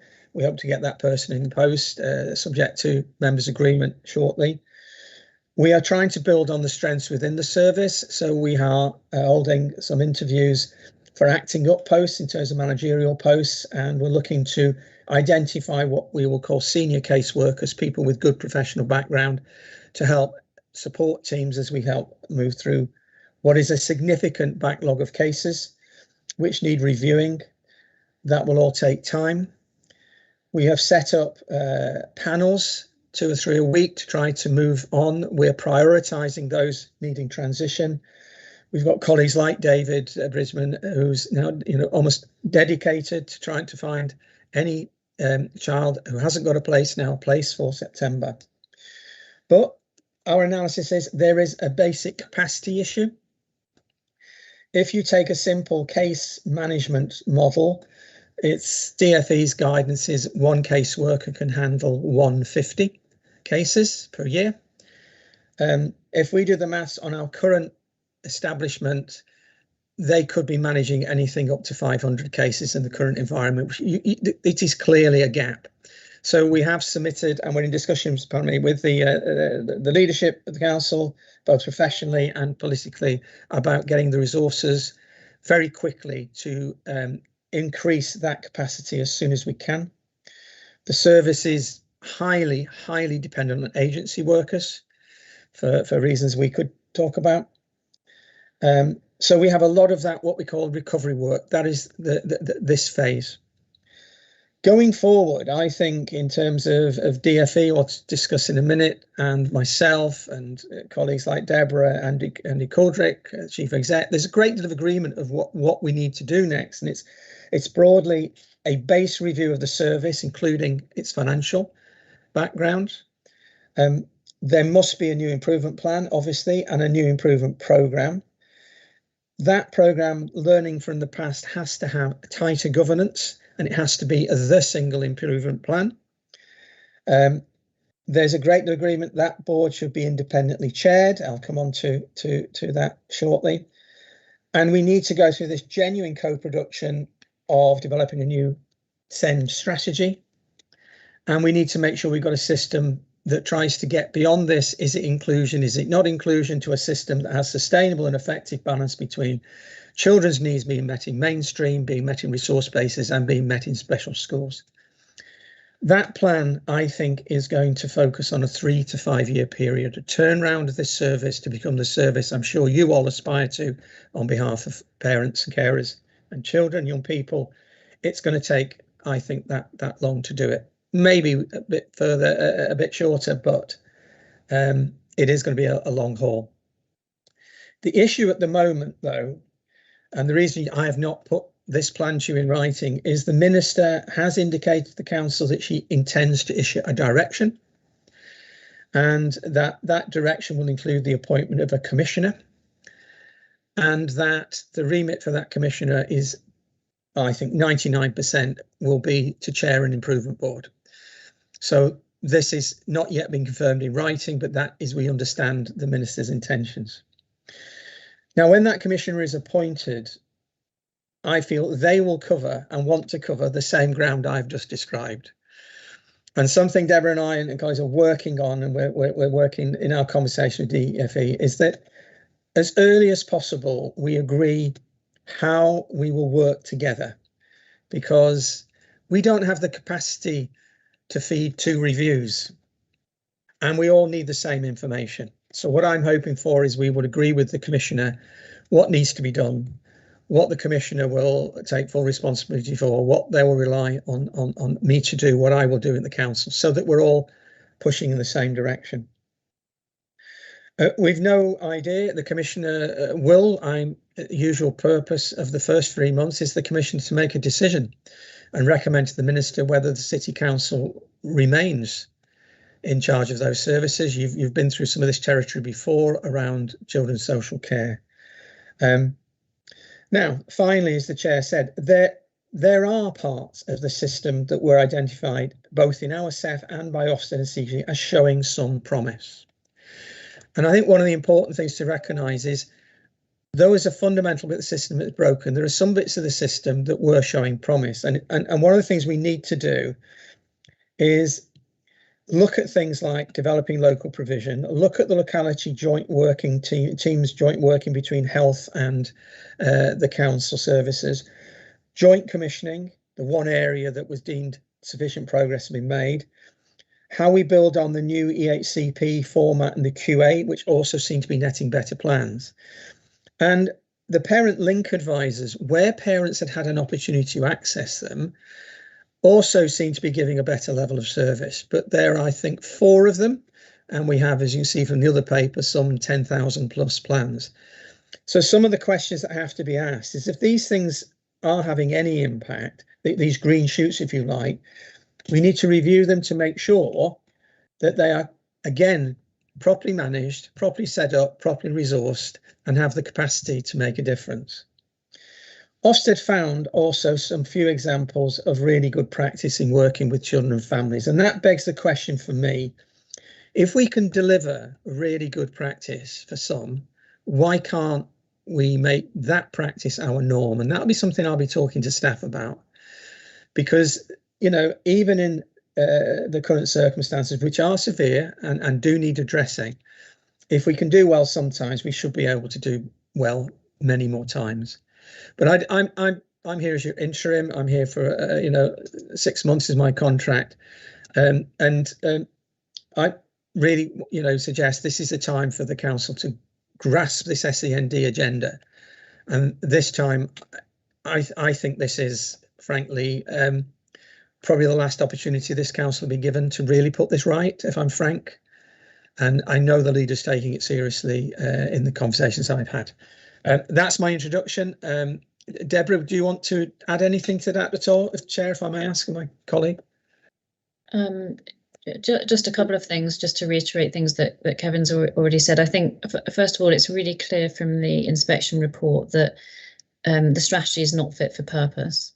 But it's also equally clear, as Kevin said, that the current experience that parents are having on the ground and children are having, schools are having at the moment is not good enough. So for us in our immediate response, it's about getting the balance right in terms of making sure that we're focusing on both those things. But I want to stress in answer to the Chair's point that the absolute initial priority is getting the service right for children and families moving through the system at the moment. And that's where we're putting our immediate efforts into looking at where things have been going wrong and trying to fill those gaps as much as we possibly can.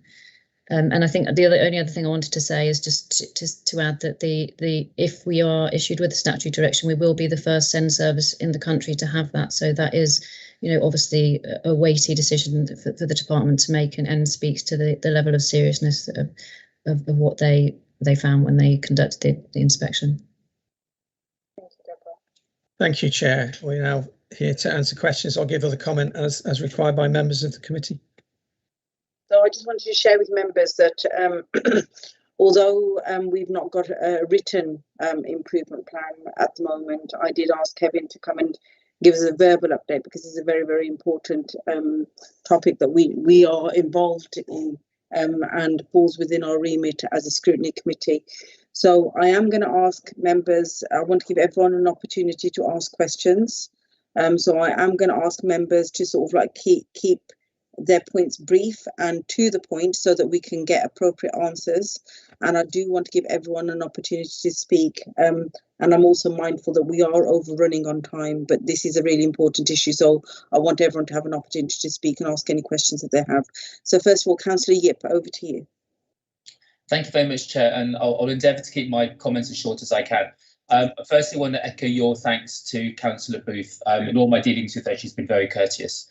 Also want to thank Kevin as well. I know that in the small time that he's been in post already, he's endeavoured to meet with staff. He had a meeting with his over 200 staff to really lay out an agenda. I think he and Deborah very much hit the ground running on that.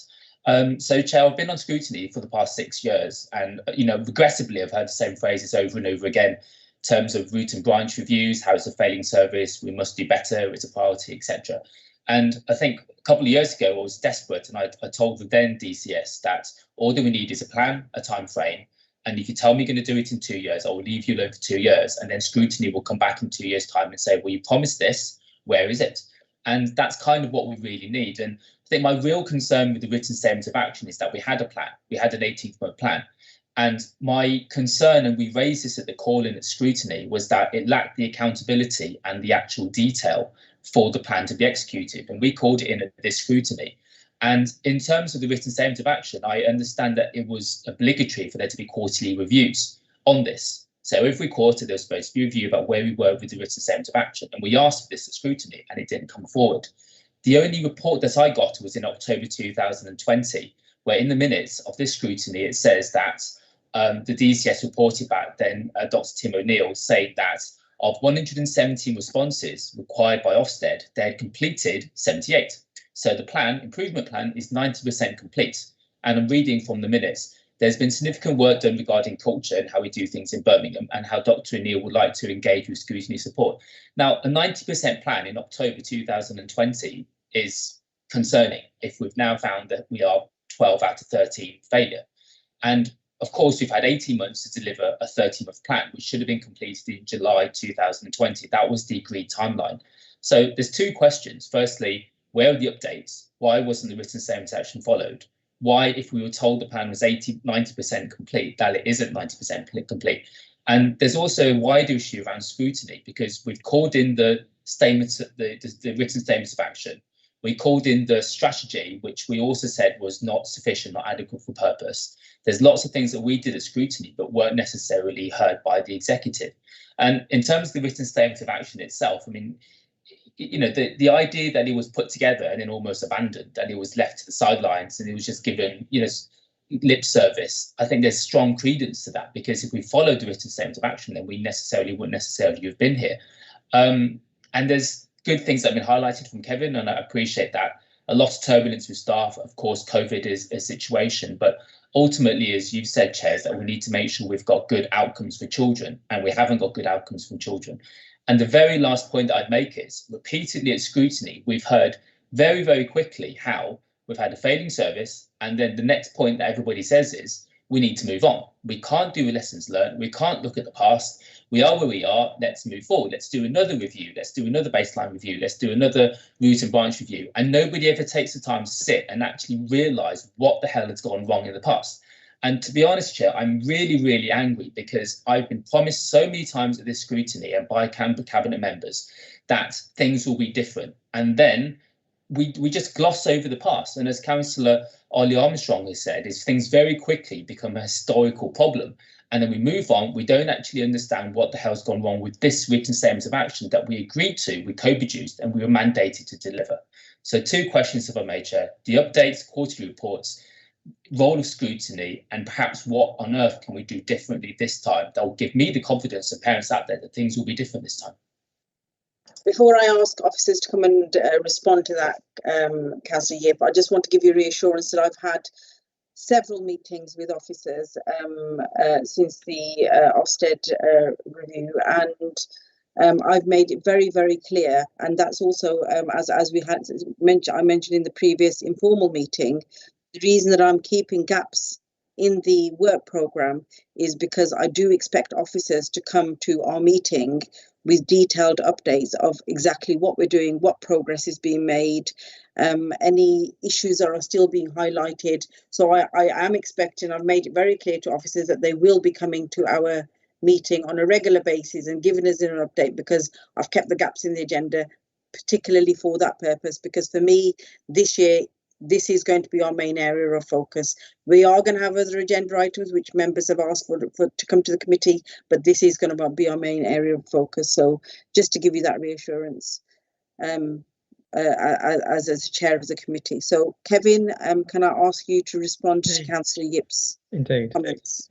So I have to agree with some of Councillor Yip's observations, because in coming to Birmingham, the first port of call when I knew Ofsted was coming was to go to look for the quarterly reports, and I couldn't find sufficient, and without trawling the minutes of all the previous send improvement boards, which I would have to do to understand why, we were already on the back foot, because to be frank, the written statement of action inspection is probably the one inspection where you know exactly what the inspectors are wanting you to change. They know exactly the timescale in which you're asked to do it, and you broadly, notwithstanding COVID, roughly know when they're coming back. So there are some questions there. I could hypothesize. I'm not sure it's helpful, but certainly there is something about this churn of staff, and it's not just at leadership level. But what parents and carers and head teachers tell us, it's also the churn of staff in the actual service that hasn't helped over the years. You know, it's very difficult for me to comment on the past, because the written statement of action was deemed fit for purpose. And what should have happened is any plans by the council under the assistant director to improve the service should have been integrally linked with that plan. I think those two journeys were separated. There was no single governance. So what do you learn from that going forward? Single governance through an improvement board with an agreed relationship with overview and scrutiny as to what goes to scrutiny from that improvement board. One plan, well focused, an independent chair, a genuine independent chair would have helped, because they would not sit there and let these things slip. And regular and proper monitoring of updates using both qualitative performance information, but more importantly, and this is something scrutiny may consider, you need to keep in touch with those who are using the service. You need to find out the impact of the good intentions of your officers, for want of a better phrase. So qualitative information, I didn't see a lot of that. A number of people who would have been responsible for that whole governance are no longer with us, so it's difficult for me to put that together. I'll happily work, obviously, with members on an analysis of the past, but I have to tell at the moment my priority has got to be, given the few people I've got working on this, to get things set up for the future. There are one or two things I think you can learn, you know, say it's just simple: one plan, one governance, one improvement board, etc. I know Deborah's going to come in because she's been at this a few more months than I have, so she may know a little bit more. Thank you, Kevin. Thank you, Chair. Thank you. I think, in my view, some of the answer is in the question posed by Councillor Yip, in that when progress was reported, it always focused, from my reading, on percentage of actions completed. And I actually think that's probably the wrong thing to track, because obviously you could have completed the 50% of actions that were easy to do and weren't going to have the biggest impact, and left out the ones that were going to have the biggest impact. So the programme that we're designing going forward is very much focused on measuring outcomes. So we plan to run an exercise together with parents, together with schools, and together with young people, to think about what are the outcomes that we want to achieve. You know, how will we know, is what we're saying, when we're successful, what are the things that we really want to achieve, and crucially, how will we know that we're on track to achieve those things? And I think that's the measures that we'd want to bring back to this committee and to other forms of governance, tracking things like parental satisfaction, statutory timescales, attainment, attendance, all the things where we know that we're struggling. Those are the things that we want to look at. So it's not so much have we completed all the actions, it's have those actions had the impact that they were designed to have. And I think if we have those conversations, then we'll know early on whether we're on track or not, and it won't surprise us 2 years down the line if we find we're not. Thank you very much. Councillor Jenkins, over to you for your question. Thanks, Chair. I'm going to leave my camera off because it's struggling at the moment. Kevin, you know, some of that is obviously music to our ears, and I won't cover some of the questions that I was going to ask because Councillor Yip's already done the majority of them. And where you say we have to, you know, we have to build a service that is fit for the needs of our children and young people, you know, that's what as a scrutiny we've been trying to push for many years. As you know, this isn't a new problem. This, you know, this service has been in real difficulties for a long time, and you know, it's so frustrating as a member of a scrutiny committee to be in this situation over and over and over, when we have done our utmost to try and ensure that we are doing our job, and we're doing our job well. And it's just so frustrating and heartbreaking, really, that our children are being failed.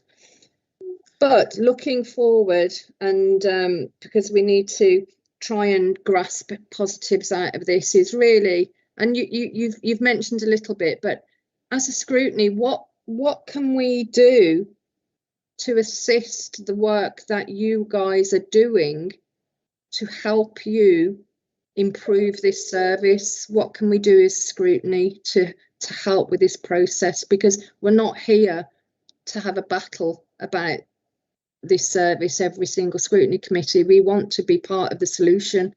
So that's my question. Thank you, Chair. Thank you, Councillor Jenkins. Take that now, Chair. Yes. Yeah. So, absolutely. Well, the first thing you're going to do is keep us under scrutiny and keep us on our toes. And I think officers welcome that. We should have a relationship where we can be honest about the challenges we face. So, one of the questions I think you need to keep asking us, and certainly I'm having discussions with, the first question I ask about this, is it set up to succeed? And the interesting thing I've seen over the years in transformation programs is, why do you want to transform everything? So one of the phrases we're using is back to basics. At the heart of a good SEND system is a service that provides the interface between parents who've got needs and children with needs and the service. Call them navigators, call them care review officers, call them what they will. And if you've got enough of those in place, you've got the backbone for the system. That service was being reorganised. This is another lesson from the past. Well, again, when you reorganise a service, you've got to make sure it can still do the basics. So I think you need to keep asking those questions you've been asking in the past, and this time not letting go till you get better answers. The other thing I think scrutiny can then usefully do is look for aspects of the journey. You might, for example, say, right, if co-production is a key, we want to do a particular scrutiny on co-production. And I know 6 months' time, you might want to bring some officers and some parents, some carers, the parent-carer forum to a session with you when you can ask us all, do you think it's getting better, Kevin? And I'll give you my answer. And then you can ask the people who really should be the temperature gauge, the parent-carer forum and parents. So I think there are things to do on that. I am minded the best first piece of scrutiny I've described in my career that went really well was across the border in Solihull, was when members said they wanted to look at special education needs. And they did something very different, because officers at those stage, if we reviewed special education needs, we looked at how many places we needed. Scrutiny said, no, we want to see the journey of the parent, of the child, and we want to build a system beyond that. So I think you can do some useful exploration in addition to calling us to account, which you should be doing, if that's helpful. Is that helpful, Chair? Yeah, yes, I think also, in addition to that, I mean, what would be useful, like you said, some things are going well and some things aren't going so well. So it would be really useful to have, like, you know, the parents have said that they struggle to navigate the system. What are we going to do to help parents navigate the system? If they've got issues, how do we help them with that? If they want to contact us or they've got, then, you know, again, they're saying the helpline doesn't work. What are we going to? So I think it would be really useful to understand, okay, you said we did sort of feedback, which is quite clear cut and says quite clearly, this is what you said, and this is what we've done to address this. And then this is the outcome. This is the response that we've had from the parents and the families. So something very similar to that. And then if there are areas that focus areas that you think actually we need to dig a little bit deeper into that, as Councillor Jenkins said, we are here to support you as a committee. So if there is certain areas that we can dig deep into in terms of assisting with the work that you're doing, you know, we're here for that, and we're here to have those discussions and do a more in-depth dig, you know, deep dig into particular areas if we need to. So, yeah. Councillor Armstrong, over to you. Thank you, Chair. And Kevin's actually touched on some of this, but I'm going to say it again because many of us want to see this in action, not just words, which I hope we will. So I've been impressed, Kevin. And it's very much around the parents for me. So, well, firstly, Kevin, you spoke about finding out if the staff are well-intentioned, but for me, it's really important that we're well-intentioned, but well-informed too. And for me, working not just in this city, in other spaces with people who engage with children with extra needs, is often there is good intention, but it's not well-informed. So let's just make sure as well that we structurally know what we're doing for the children and the families. And for me, like, it's so frustrating that those who are the experts and the most vulnerable children in our city, the parents, the carers, the families, are so often not at the heart of our learning. Every space I've been in, to be honest, both formal and informal, the parents will tell us they've been dismissed or not listened to. I know we will say we're listening to them, but if we as the power holders say we're listening, and then the people who are often powerless, the families, tell us we're not, they're right, we're wrong. And I do think within our entire city leadership, we need to grasp that, both politically and at officer level. Too often we say we're listening when we're not. We're creating a process that makes it look like we're listening. If the parents say we're not listening or they're not heard, we are not. And just to say again, to double down on what Councillor Yip has said about this whole historic thing, like, the only way we can truly work forward is looking back, right? Like, I still find it frustrating in this council that we're told so often that we can only move forward, but we don't look back. And that this has to stop, especially with the most vulnerable children in our city. Let's look back and learn so we move forward well. So the sort of thing we can do, Chair, is I've been engaged in the past in some really good work where we would hold a workshop, and basically what you do, you get your parent carers in, you get representatives. Obviously you can't have everyone, so we would use probably the parent carer forum.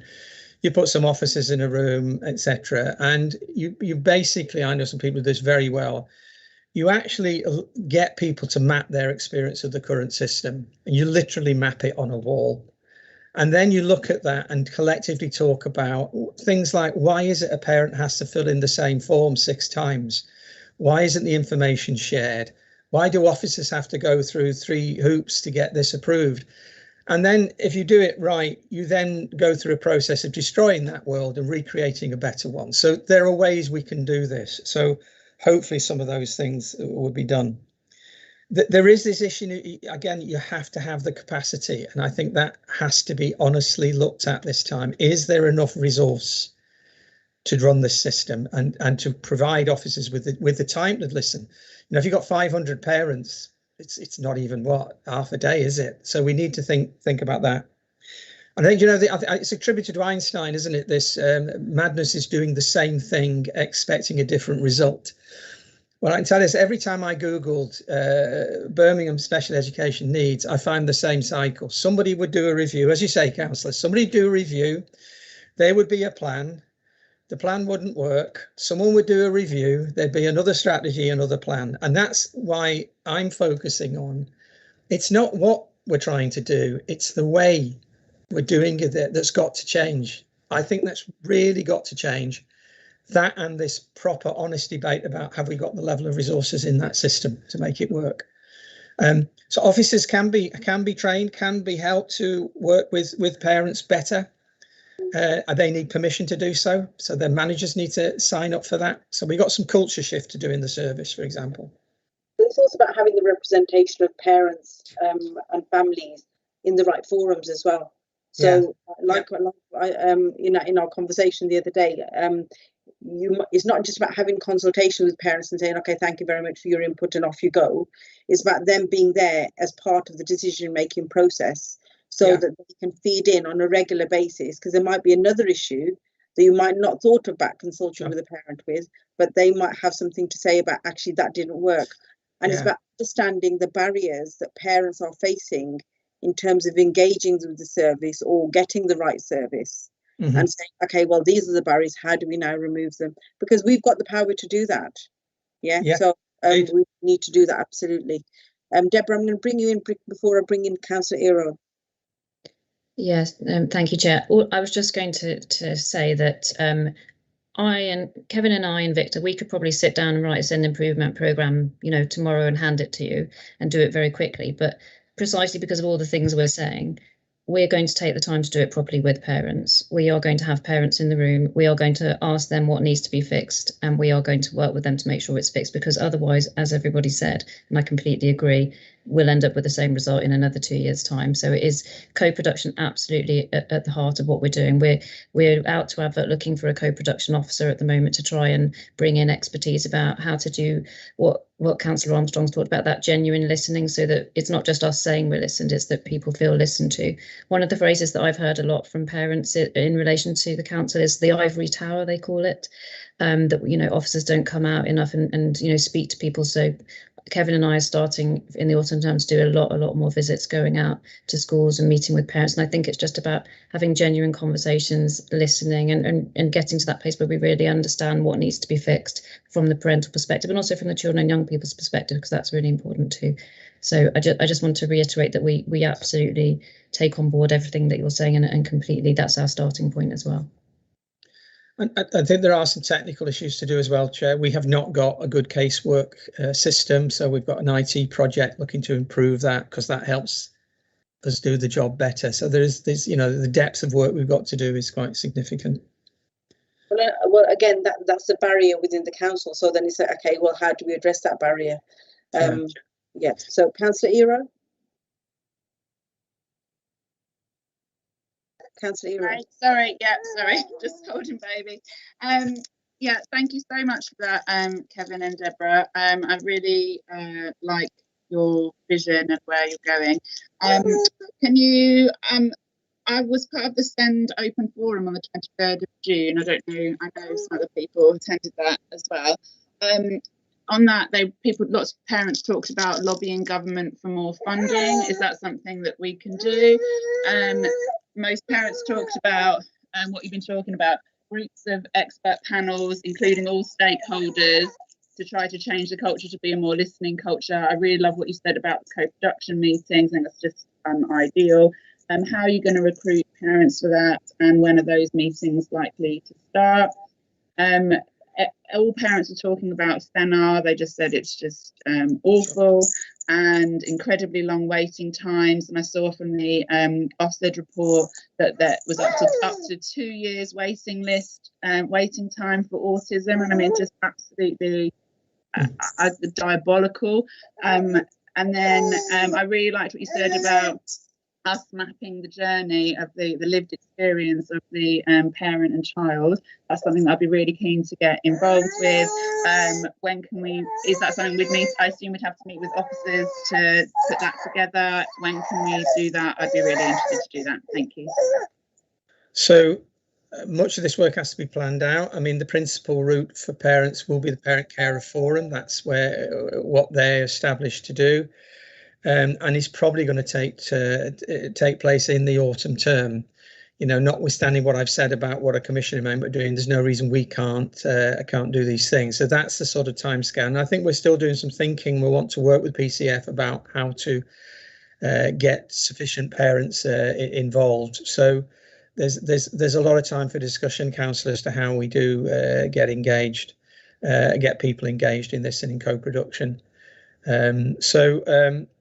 Yeah, so we will share things as soon as we can. So this immediate period is getting the crisis under control, as it were, in terms of making sure we can meet the needs of current parents. So that's so plans will come out now. Obviously I know as on scrutiny, we'll make sure this is widely publicised and people will then know when they're going to happen.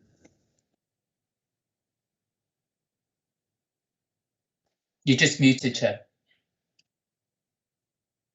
Sorry, Chair, you're on mute. Chair, you're on mute. Yeah. Oh, sorry. Apologies. So just want to say we are actually out of time. We're supposed to finish at 12 o'clock. I'm mindful that Councillor Yip and Councillor Hodivala have both indicated. So as Councillor Hodivala hasn't asked a question yet, can I take Councillor Hodivala first, please? And then, but very briefly, please, Councillor. Thank you, Chair. I will be very brief. I'm actually really pleased to hear all that Kevin's got to say, but I've just got a couple of little points to add into that mix, if I may, Chair and Kevin. I think that we've seen that these strategies or plans or projects have gone over several times under different names and different guises. But what we're doing is the same people are scrutinising their own work. So I think there is an argument for what Kevin referenced earlier, which is having more formalised representation from across the parties to make sure that stuff is actually delivered. And also in the past we've had questions raised around the accuracy of information that's been given to scrutiny and whether scrutiny has been misled upon occasion. Kevin, what can we do to ensure that doesn't happen again and to reassure parents and members and the public that that won't happen? And very finally, we were given 18 months by Ofsted to deliver on their report and we haven't done it. So where does that leave us legally in terms of requirement when we've failed to do that? Thank you both. Right, so Councillor, the last Councillor Yip's question as well, and then if you could answer. I'll try and do both. Yeah, so sorry, Chair. Thank you very much, Chair. I just want to really thank Kevin and Deborah. I know Deborah's had to slip off, but they both have been a real breath of fresh air going into the service. They are absolutely taking accountability. They seem to be doing all the right things, and I'm very pleased about that. Just mindful, of course, that they're both interims. Councillor Hodivala mentioned in terms of the written statement not followed. I think there needs to be a question asked directly to answer to scrutiny about why it wasn't followed. It, of course, co-produced, it was agreed, and there should have been around 9 quarterly reports. So I think there has to be a real understanding as to why this action wasn't followed. Kevin and Deborah both mentioned the Parent Carer Forum, and lots of reports do, and they're a fantastic organisation, but they are very small and they get very little funding and officer support. So I'd like to see that really boosted if they are to be the voice of all parents across the whole city. And in terms of this whole issue around co-production, I think we've seen so many things that have been co-produced. I think parents know exactly what needs to be done now, but there's been a lot of breakdown between trust between parents and the council, precisely because they've just fought council now. Everything that they do seems to be fighting council because they just want what's best for their children. And there's a lot of goodwill, especially around officers and scrutiny and officer corps as well. There's a lot of very, very good work that's been done. I do want to praise officers for doing so much in very difficult circumstances. But ultimately, as you say, there needs to be some sort of way of not necessarily just going and coming up with another new strategy and putting it out for consultation. But I think everybody knows what needs to be done. We need to develop a plan. If Kevin and Deborah want to just write it together, because it seems you've got a very good grasp of the situation, just write it and just get on with it. I'd much prefer to do that rather than having another 18 months of another confab and then just be back in the same place in a couple of years' time. Sure. Kevin, can I ask you to respond to this very quickly? So yeah, on the last point, it will be a combination of what we know and the co-production that's necessary. I think if I just produced a plan and gave it tomorrow, there would be this question about you haven't co-produced again. So we've got to just take that time to make sure the trust is done. So I'm just having a little terrier's being removed from my room. Sorry about this background noise. If I go to previous questions, as far as I understand, and I have got to get this still clarified by Ofsted, the written statement of action is still in force until we're told otherwise. The data, I'm not confident yet that the data is fully accurate because the system isn't, in my view, as good as it should be, and there's too many Excel spreadsheets for me. So there's questions about what data we collect that need to be changed, and what happens because we haven't done it. That's already happened. The Secretary of State, through the Minister, has the power to use their powers of direct 3 levels. They've decided they will be using the highest level of intervention they have, which is the direction, which means, as I say, they will appoint a commissioner, and that commissioner will have the job of recommending to government in the form of the Secretary of State and the Minister as to what happens next around SEND services in this city council. So I hope that's give you a good enough answer to questions. And can I also, Chair, just take the opportunity to obviously express my thanks to the outgoing cabinet member, because like Councillor Yip has said, it's worked very hard with officers in these very difficult circumstances. So I just want to say thanks. Thank you, Kevin. And thank you for the updates. So before I move on to the next agenda item, can I just briefly ask, so when can we expect a written plan to the committee in terms of proposed actions? Are you able to give an indication? Again, it'll be the autumn because of this. The sooner we know who the Minister is appointing, the better, because that will help set the time frame around these. But I certainly think by the plan with Cabinet is to get a paper together, I think, for the September Cabinet. So that would favour, I think, again, your October meeting as one where you can challenge me back as to where is the plan, who's doing it. And if I haven't got progress at that point, and I'm grateful for the support so far, but it's when we get to that stage, you need to judge whether I've been able to do anything or not. So I'd happily bring that back to you. If there's something we can, I'm happy to come and give a short update, verbal or otherwise, to September committee, if that's helpful, just to let you know where we are. Thank you very much, Kevin. Thank you. Okay, so on to agenda item, sorry, going between agenda item 8 onto the work programme. So in the September meeting, we've got the home to school transport update, and then we've got the Children's Trust coming to give us an update as well. We've asked them to incorporate some of the items that members requested for updates on at our last informal meeting. Are members content with the work programme? And as I've mentioned earlier on, I've left gaps in the programme so we can get regular updates on the SEND agenda. So are members content with the work programme to date? If we can get specifically missing children included in the Children's Trust update, Chair, I think that might be helpful. Okay, so we can ask for that to be added.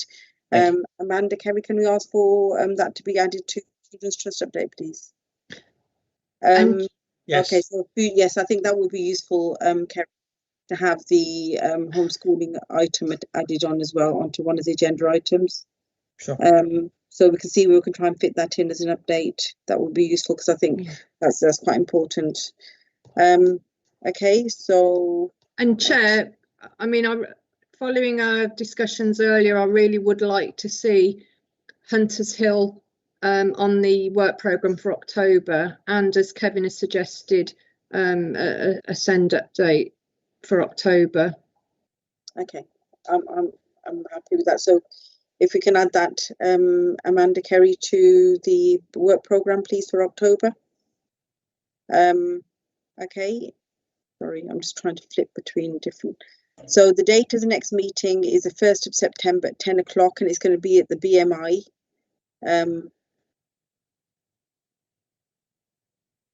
Yes, Councillor Iro, we will be getting send updates regularly throughout most meetings. So Kevin's already said that he's going to give us an update at the next meeting. So we'll keep incorporating that as an agenda item throughout the year for our work programme. So we'll make sure that we keep on top of that. So item 10, other urgent business. Do any members have any other urgent business? If I may, Chair, just going back to the work programme. So I note that at the moment we haven't got anything blocked in November, January, February, etc., March, April.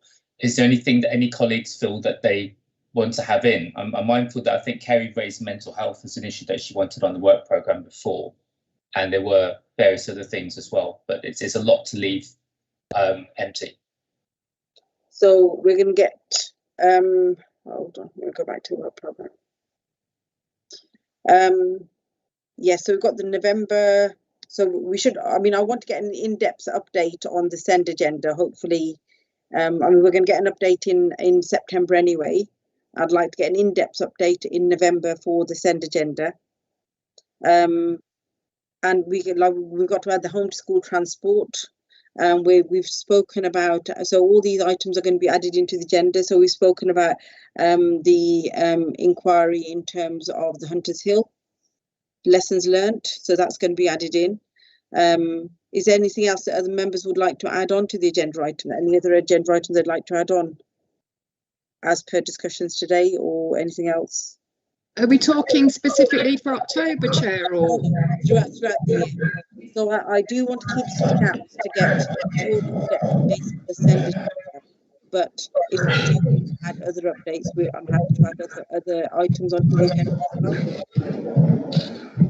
When we had our discussion at the last informal meeting, members raised a number of issues that they wanted to get updates on.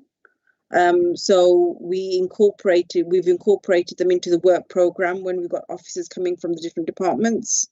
So a lot of them have already been incorporated. Obviously, we picked up a few items today as well. They will also be added onto the work programme. So if there's anything else that members would like to add on.